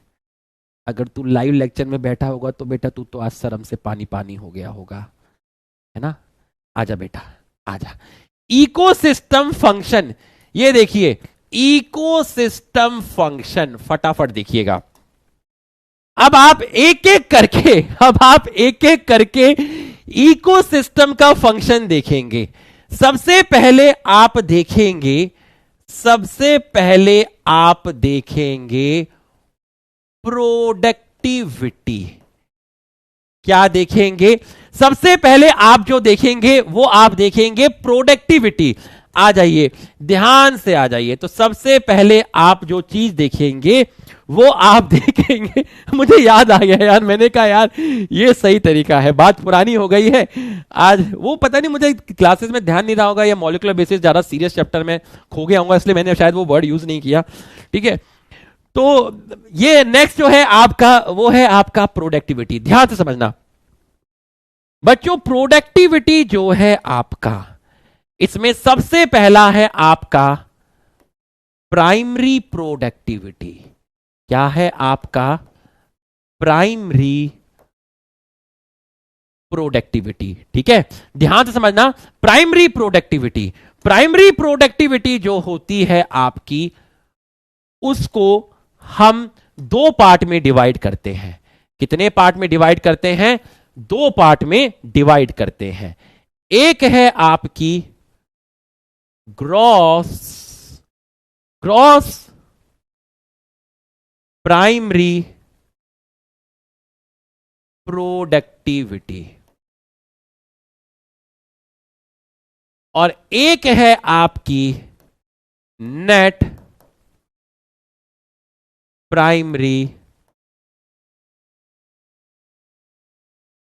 प्रोडक्टिविटी।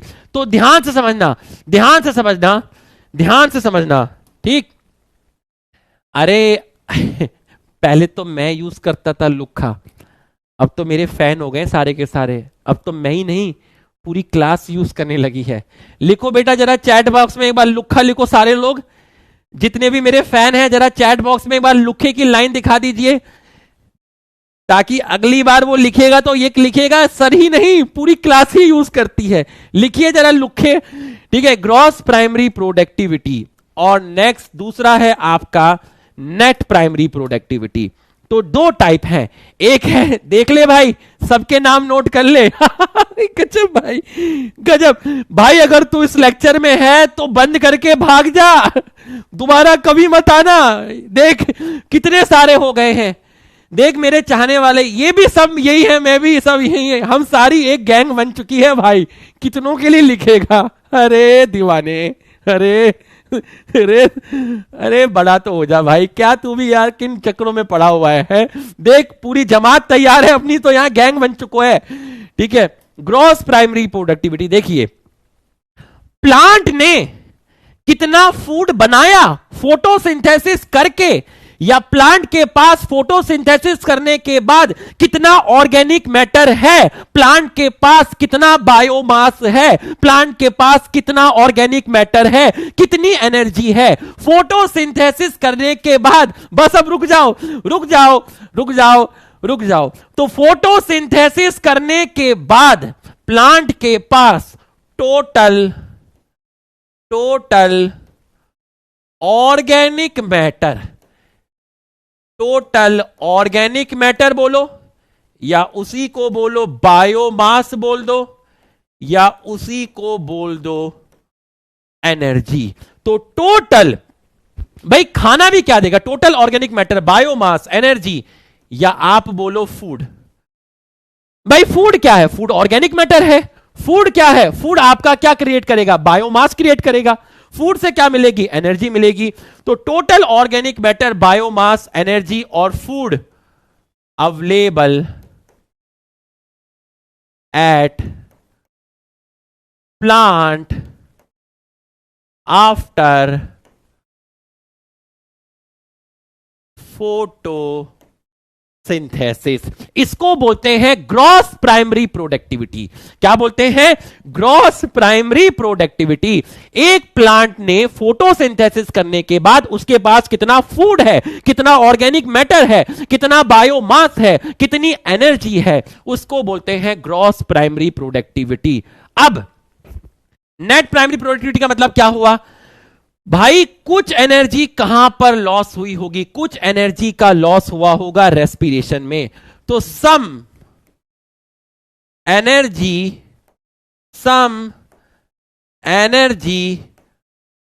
और फूड और organic matter utilise in respiration.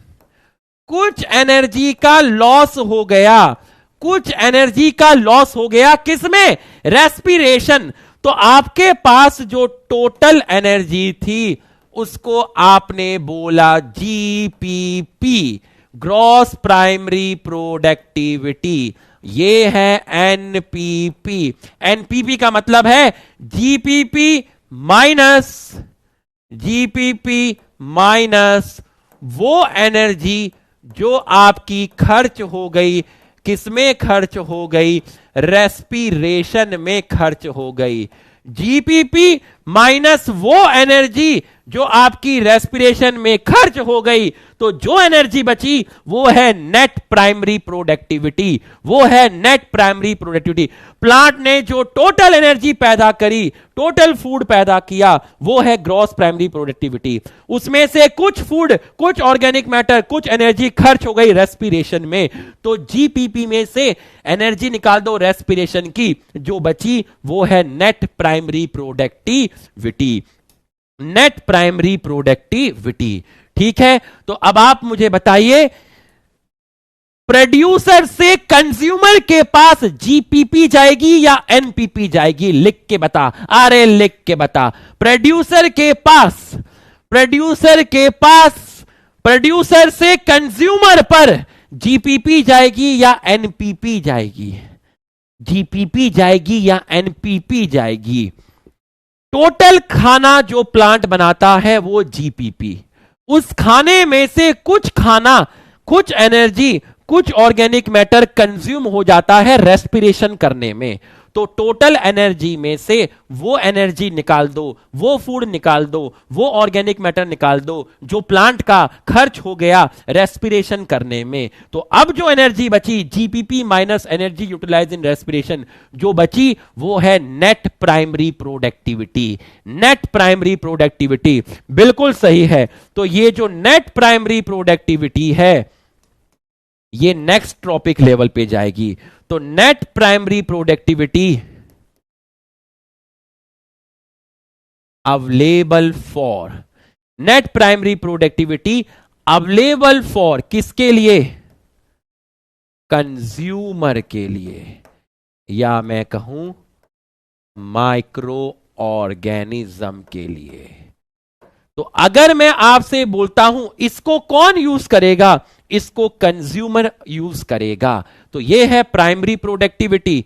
और एक और प्रोडक्टिविटी होती है जिसको आप बोलते हैं सेकेंडरी प्रोडक्टिविटी। अब आप मुझे बताइए, मैंने आज पालक पनीर खाया, ठीक है, मैंने आज टमाटर खाया या गाजर खाई या मैंने दाल खाई, मैंने कोई हरी सब्जी खाई, तो मैं कौन हूं? मैं कौन हूं? मैं कंज्यूमर हूं। तो वो एनर्जी यूज करके मेरे शरीर में जो ताकत आई उसको बोलेंगे secondary productivity. Net primary productivity use करने के बाद मेरे शरीर में जो ताकत आई उसको बोलेंगे सेकेंडरी प्रोडक्टिविटी। मैं कौन हूं? मान लो मैं हर्बीवोरस हूं, मैं हर्बीवोरस हूं, मैं सिर्फ क्या खाता हूं? मैं प्रोड्यूसर को खाता हूं, मैं प्लांट्स को खाता हूं। आज मैंने पालक की सब्जी खाई, मैंने मेथी की सब्जी खाई, ठीक, तो पालक और मेथी की सब्जी खाई, मैंने रोटी खाई, वो खाने के बाद मेरे शरीर में जो ऊर्जा आई, मेरे शरीर में जो ताकत आई, मेरा जो बायोमास बढ़ा, मेरा जो ऑर्गेनिक मैटर बढ़ा, उसको बोलते हैं सेकेंडरी प्रोडक्टिविटी। उसको बोलते हैं सेकेंडरी प्रोडक्टिविटी। तो सेकेंडरी प्रोडक्टिविटी क्या है? सेकेंडरी प्रोडक्टिविटी क्या है? ऑर्गेनिक मैटर, ऑर्गेनिक मैटर और एनर्जी अवेलेबल और फॉर्म्ड बाय कंज्यूमर,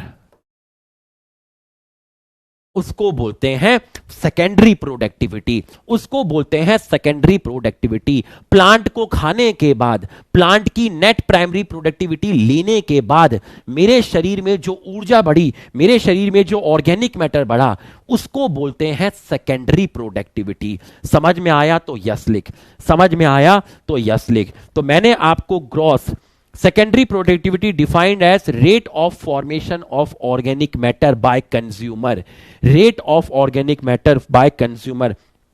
यूनिट लिखी हुई है, यूनिट आप यहीं से पढ़ना, ठीक है। It is express in terms of weight per gram square और एनर्जी, आप ग्राम की फॉर्म में भी एक्सप्लेन कर सकते हो, एनर्जी की फॉर्म में kilo calorie per metre square, ठीक।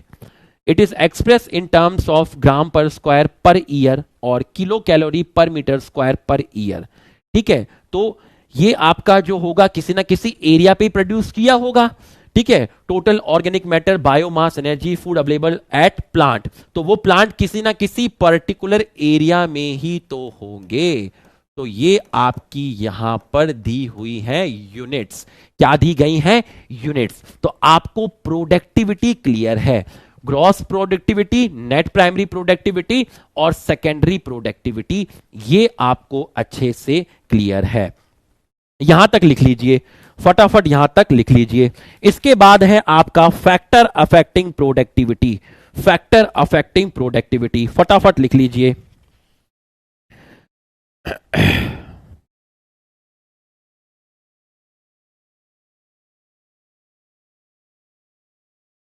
फटाफट लिख लीजिए, जल्दी से लिख लीजिए फटाफट। फिर मैं आपको बताऊंगा फैक्टर अफेक्टिंग प्रोडक्टिविटी।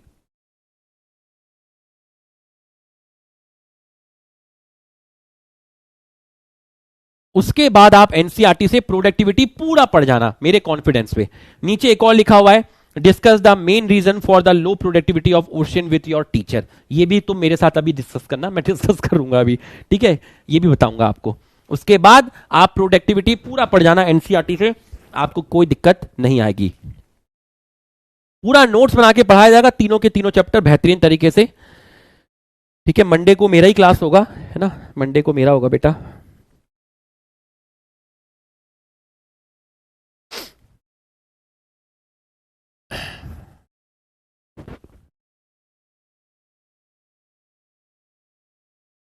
डन, लिख लिया है, लिख लिया है, ठीक, लिख लिया है।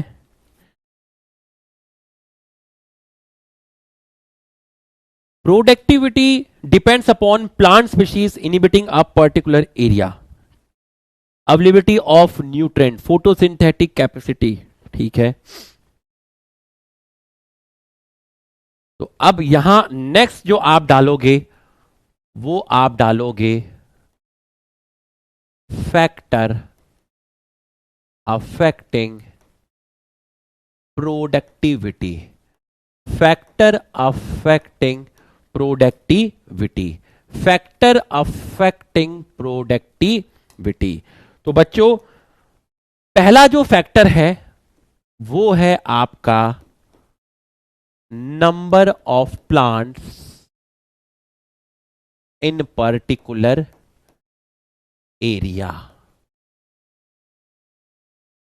तो अगर किसी जगह पर प्लांट्स का नंबर ज्यादा होगा, अगर किसी जगह पर प्लांट्स का नंबर ज्यादा होगा तो उनकी फोटोसिंथेटिक एफिशिएंसी भी ज्यादा होगी, उनकी फोटोसिंथेटिक एफिशिएंसी जो होगी किसी एरिया की, फोटोसिंथेटिक एफिशिएंसी उस एरिया की ज्यादा होगी क्योंकि वहां प्लांट का नंबर ज्यादा है। तो फिर वहां पर बच्चों जो प्रोडक्टिविटी होगी वो भी आपकी ज्यादा होगी, वो भी प्रोडक्टिविटी आपकी क्या होगी, ज्यादा होगी।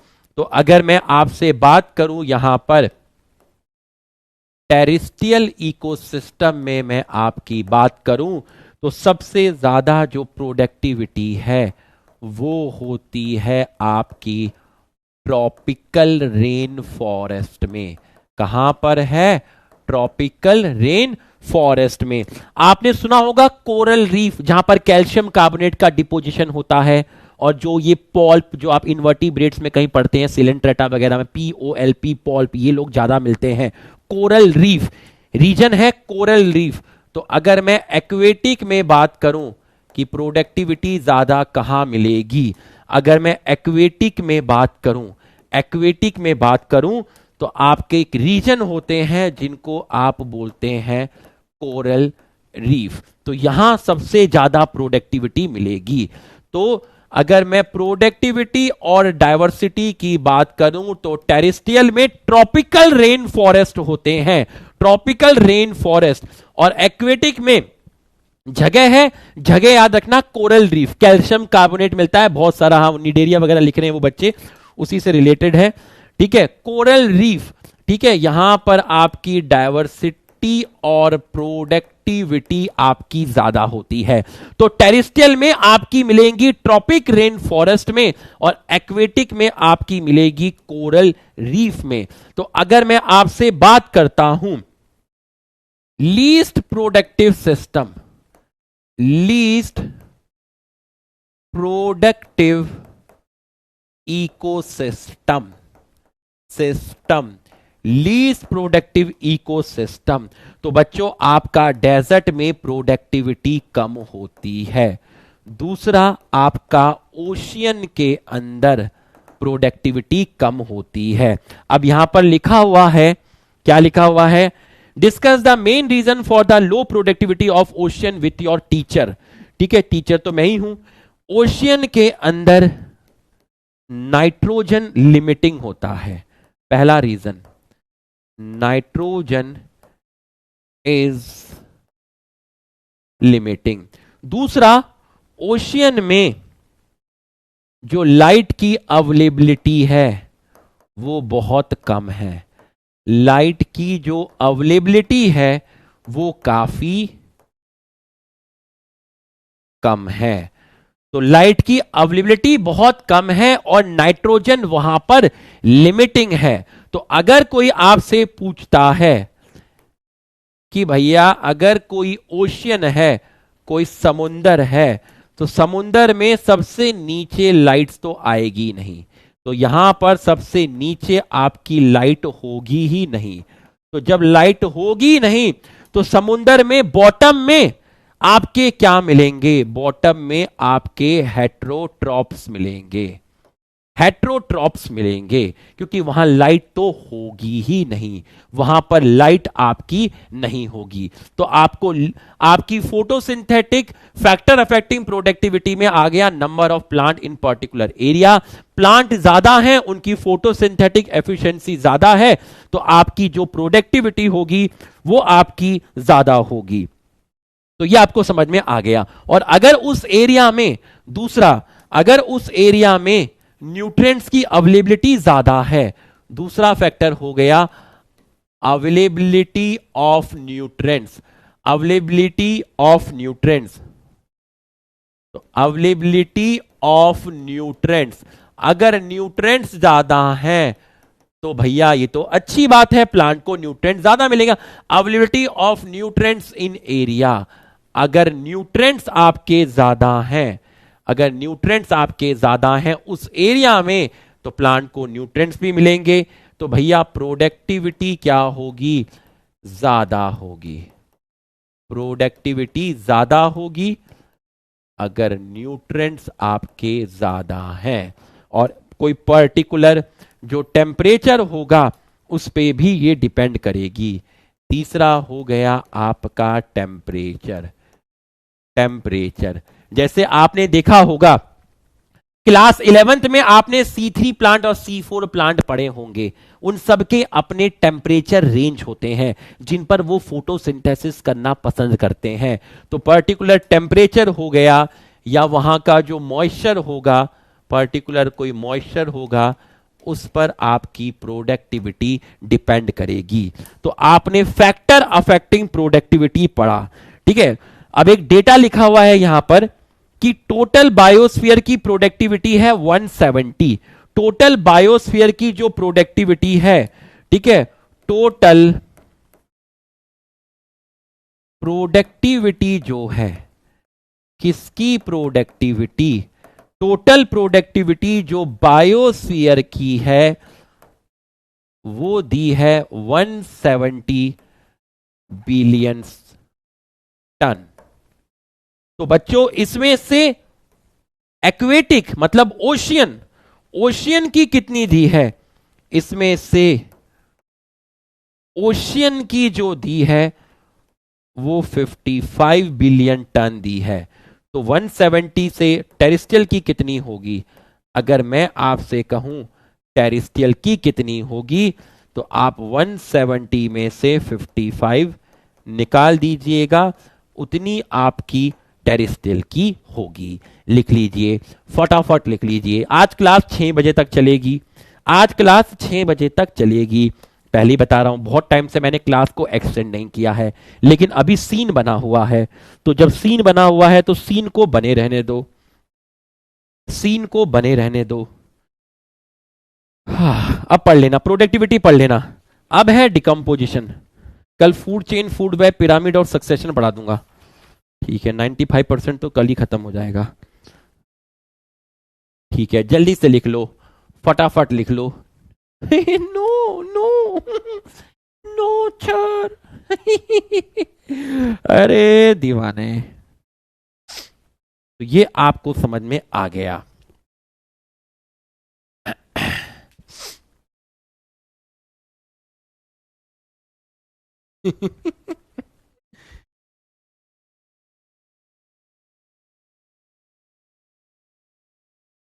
हाँ, कितना आएगा भाई, माइनस करके कितना आएगा?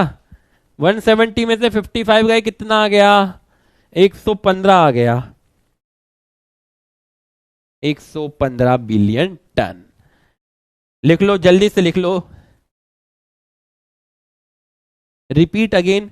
बेटा, बायोस्फीयर में फोटो टोटल ब्रह्मांड की जो प्रोडक्टिविटी है फोटोसिंथेसिस करने के बाद, वो है 170 बिलियन टन, जिसमें से पानी के अंदर है 55 बिलियन टन और टेरेस्ट्रियल के अंदर है आपकी 115 बिलियन टन।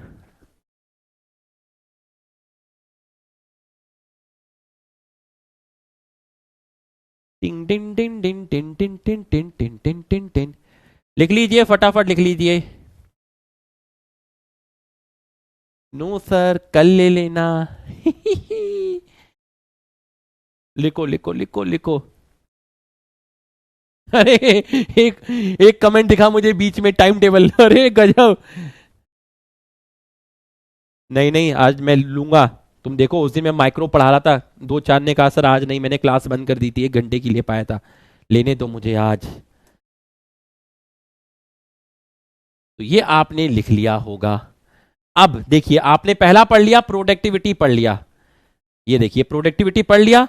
दूसरा फंक्शन क्या था, अब आप ऐसे करके डिटेल में पढ़ोगे। दूसरा था डिकम्पोजिशन। फंक्शन में दूसरा क्या था आपका? दूसरा था आपका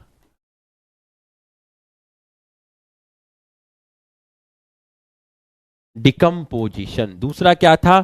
दूसरा था आपका डिकम्पोजिशन। आ जाओ, अब मैं चैट नहीं देखना, मैं पढ़ा रहा हूं यहां पे, पूरा का पूरा आ जाओ। Decomposition, decomposition. बच्चों, आपके पास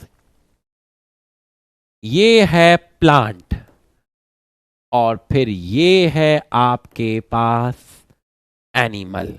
जिंदा हैं अभी, लेकिन थोड़े टाइम के बाद इनकी हो गई डेथ। तो जब प्लांट और एनिमल की, जब प्लांट और एनिमल की क्या हो गई? डेथ हो गई। तो जब प्लांट और एनिमल की क्या हो गई? डेथ हो गई। तो डेथ होने के बाद आपके पास प्रेजेंट है dead, give me 5,000 rupees, dead plant and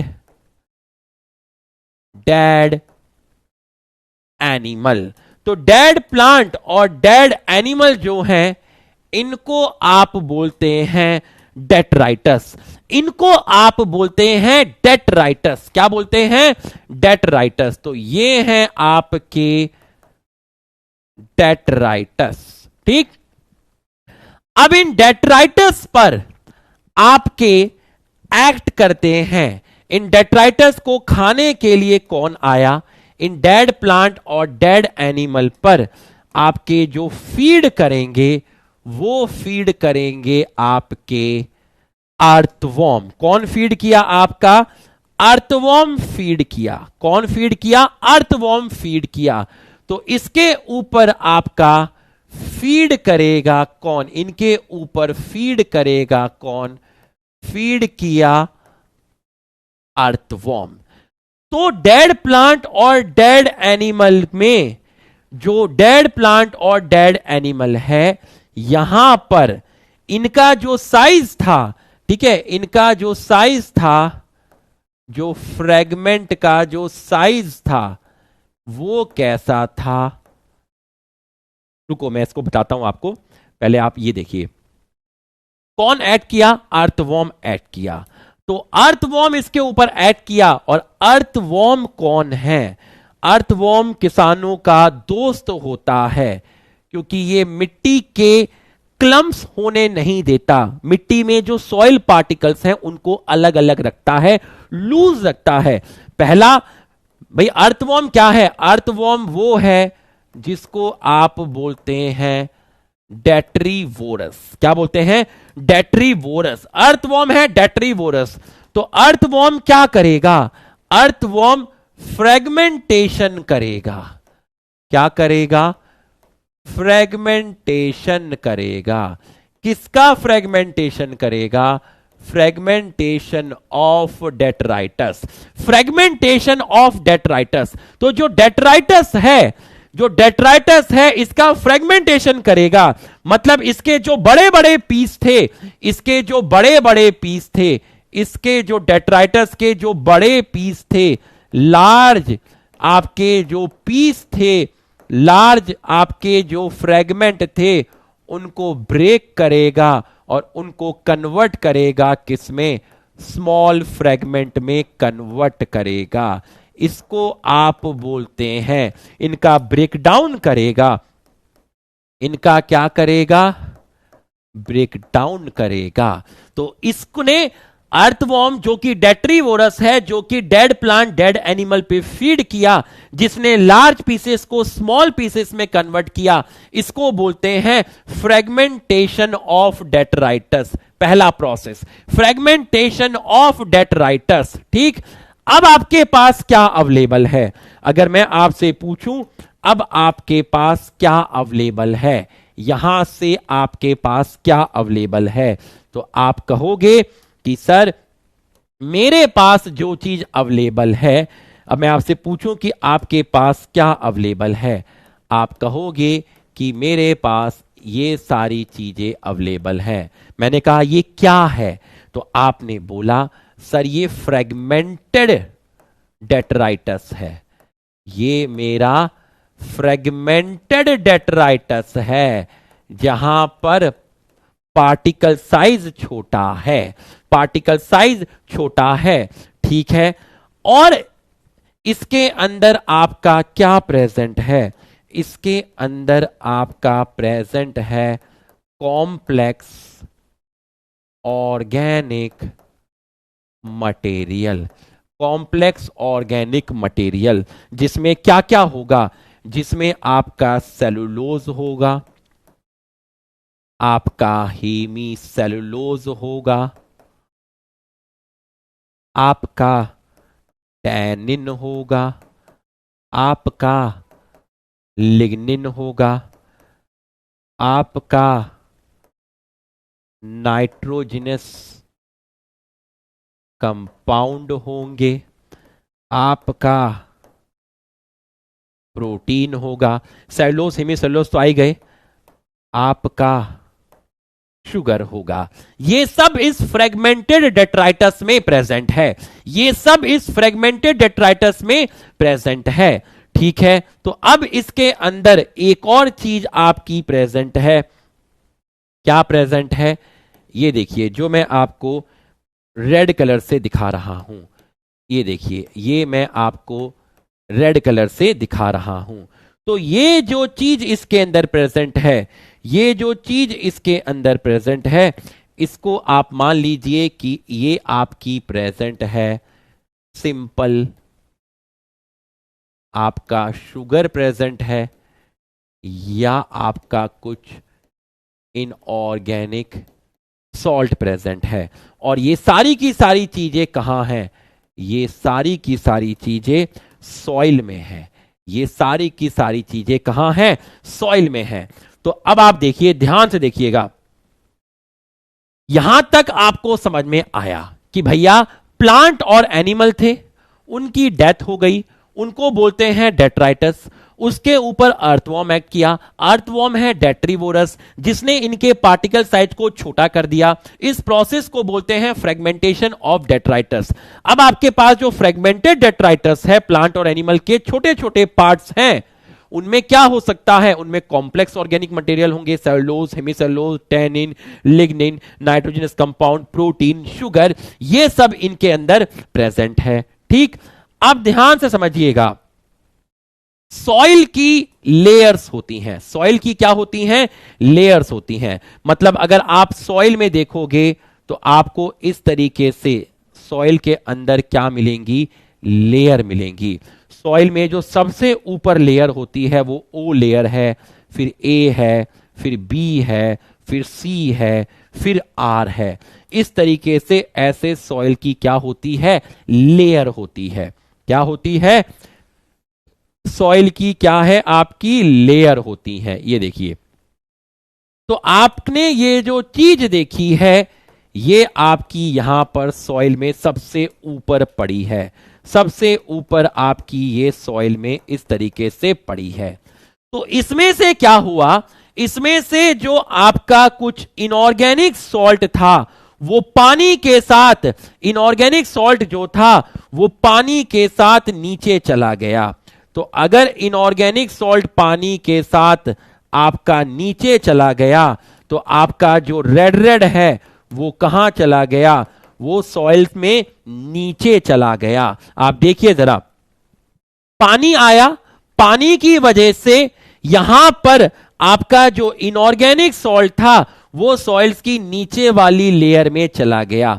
अब आपका सिर्फ क्या बचा, कॉम्प्लेक्स ऑर्गेनिक मटेरियल बचा। यहां व्हाइट और रेड डॉट दोनों हैं, यहां सिर्फ व्हाइट डॉट है। रेड डॉट क्या है, रेड डॉट आपके इनऑर्गेनिक सॉल्ट हैं, वो पानी के साथ सॉइल्स में नीचे की लेयर में चले गए, पानी के साथ सॉइल में नीचे की लेयर में चले गए। तो मैं यहां पे बोल सकता हूं, मैं यहां पे बोल सकता हूं inorganic salt, inorganic salt, inorganic salt wash out with water and collected in lower strata, strata मतलब layer of soil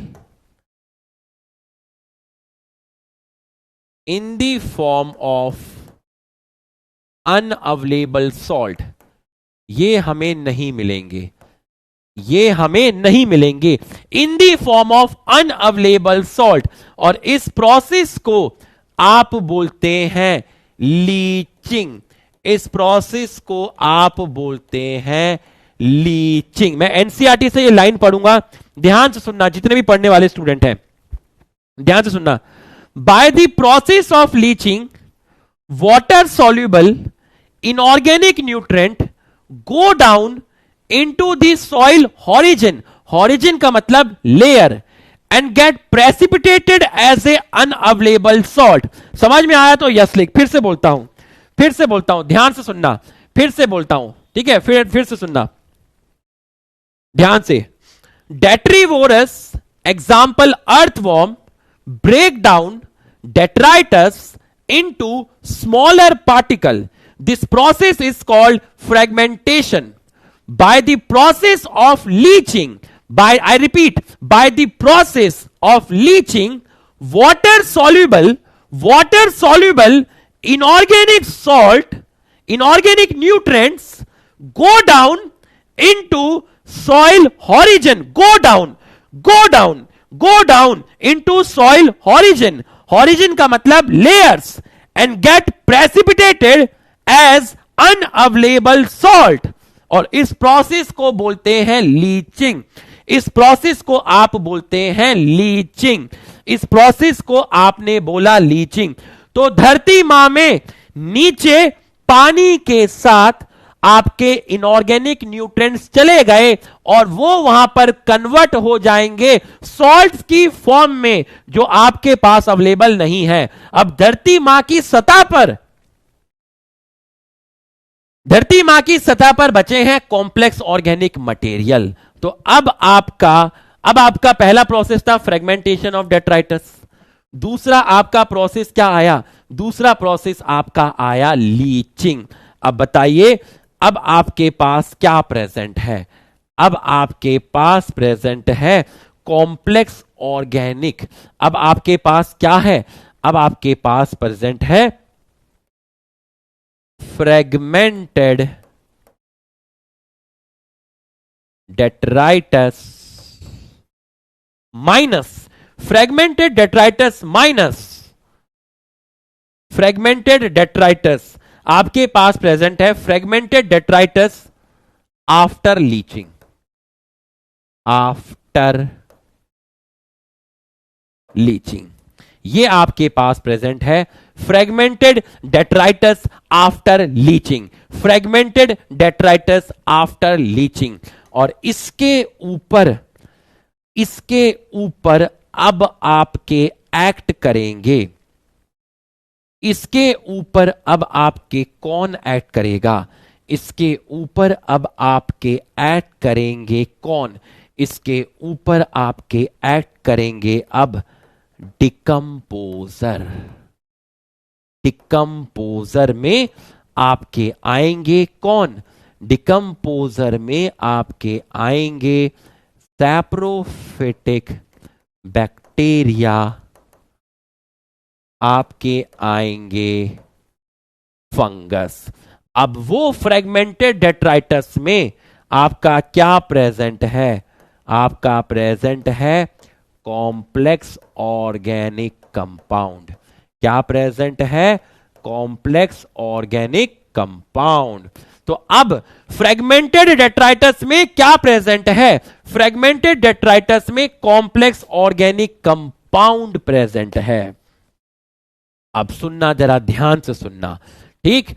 हमारे पास ये आया था, अर्थवॉर्म ने बड़े बड़े जो पार्टिकल्स थे उनको छोटे पार्टिकल में कन्वर्ट किया। इनके अंदर जो वाटर सॉल्युबल न्यूट्रिएंट्स थे, जो आपके वाटर सॉल्युबल न्यूट्रिएंट्स थे, जो आपके वाटर सॉल्युबल न्यूट्रिएंट्स थे, ठीक है, इनऑर्गेनिक न्यूट्रिएंट्स क्या थे आपके? इनऑर्गेनिक न्यूट्रिएंट्स जो कैसे थे? वाटर सॉल्युबल थे। वो आपके वॉश आउट हुए वाटर के साथ, कलेक्टेड इन लोअर स्ट्रेटा और layer of soil in the form of unavailable salt. अब जो बचा फ्रेगमेंटेड डेट्राइटस, किसके बाद? लीचिंग के बाद, जिसके अंदर कॉम्प्लेक्स ऑर्गेनिक कंपाउंड है, इसके ऊपर डिकम्पोजर ऐड करेंगे। इसके ऊपर कौन ऐड करेगा? इसके ऊपर डिकम्पोजर ऐड करेंगे। इसके ऊपर आपके डिकम्पोजर ऐड करेंगे। जल्दी से इसको लिख लीजिए। छोड़ दूंगा, 5 मिनट में छोड़ दूंगा, 6 बजे तक नहीं लूंगा, ना तुम्हारा ना मेरा। लो खुश, 5 मिनट में छोड़ दूंगा, ठीक है, 5 मिनट में क्लास छोड़ दूंगा। लिख लो, यहां तक लिख लो, फटाफट लिख लो, यहां तक फटाफट लिख लो।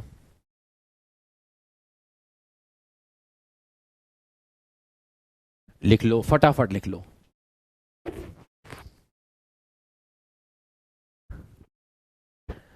तो आज जो डीपीपी आएगी उसमें इसके भी क्वेश्चन होंगे डिकम्पोजिशन के, लेकिन ये हमारा भी पूरा कंप्लीट नहीं हुआ है, तो आप उससे क्वेश्चन मत करना अभी। ये हमारा पूरा कंप्लीट नहीं हुआ है, तो आप इसके क्वेश्चन अभी मत करना। तो अब आपका क्या होगा? अब आपका जो फ्रेगमेंटेड डेट्राइटस था, आपका क्या था? आज डीपीपी रहने देता हूं, डीपीपी आपको कल दे देंगे, ठीक है, क्योंकि आधे क्वेश्चन आपसे भी होंगे नहीं, क्योंकि हमने पूरा नहीं पढ़ा है। डीपीपी आपको कल दे देंगे। माइक्रोब इन ह्यूमन वेलफेयर की तो भर भर के डीपीपी मिली है, खूब सारे क्वेश्चन प्रैक्टिस हो गई होगी। स्ट्रेटेजी की भी मिली है। फ्रेगमेंटेड डेट्राइटस, फ्रेगमेंटेड डेट्राइटस में क्या प्रेजेंट है?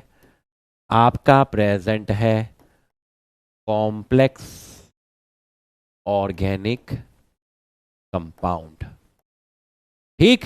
अब इसके ऊपर कौन ऐड करेगा? इसके ऊपर ऐड करेंगे डिकम्पोजर। कौन ऐड करेंगे? डिकम्पोजर। और इसका ब्रेकडाउन करेंगे। कॉम्प्लेक्स ऑर्गेनिक कंपाउंड का क्या करेंगे? ब्रेकडाउन करेंगे। कॉम्प्लेक्स ऑर्गेनिक कंपाउंड का ब्रेकडाउन करेंगे, और इस प्रोसेस को बोलेंगे कैटाबॉलिज्म। और कैटाबॉलिज्म को 2 पार्ट में डिवाइड किया है। कितने पार्ट में डिवाइड किया है? 2 पार्ट में डिवाइड किया है। ब्रेकडाउन करने के बाद 2 पार्ट में डिवाइड किया है। एक को बोलते हैं ह्यूमिफिकेशन और एक को बोलते हैं मिनरलाइजेशन। तो ये मैं आपको यहां से कल समझाऊंगा। एक को बोलते हैं मिनरलाइजेशन और एक को बोलते हैं ह्यूमिफिकेशन। इसके बाद क्या हुआ? जो कॉम्प्लेक्स ऑर्गेनिक कंपाउंड है उसके ऊपर डिकम्पोजर आएंगे और इस ऑर्गेनिक कंपाउंड का ब्रेकडाउन करेंगे। इस कॉम्प्लेक्स ऑर्गेनिक कंपाउंड का ब्रेकडाउन करेंगे, और जब इस कॉम्प्लेक्स ऑर्गेनिक कंपाउंड का ब्रेकडाउन करेंगे तो आपके पास यहां पे मिलेगा सिंपल ऑर्गेनिक कंपाउंड। जिसको बोलते हैं ह्यूमिफिकेशन। और यहां आपको मिलेगा इनऑर्गेनिक कंपाउंड या आपको मिलेगा एलिमेंट, इसको बोलते हैं मिनरलाइजेशन। ये मैं आपको कल समझाऊंगा डिटेल में, टाइम लगेगा, ठीक है। यहां टाइम लगेगा तो क्वालिटी खराब हो जाएगी, इसलिए अभी नहीं समझा रहा। ये वाला पोर्शन मैं कल एक्सप्लेन करूंगा, ये वाला पोर्शन मैं कल एक्सप्लेन करूंगा, ये वाला पोर्शन मैं कल एक्सप्लेन करूंगा। मैंने आपको यहां तक एक्सप्लेन किया है, इसके बाद एक्सप्लेन नहीं किया, इसके बाद मैं ये पूरा प्रोसेस कल एक्सप्लेन करूंगा।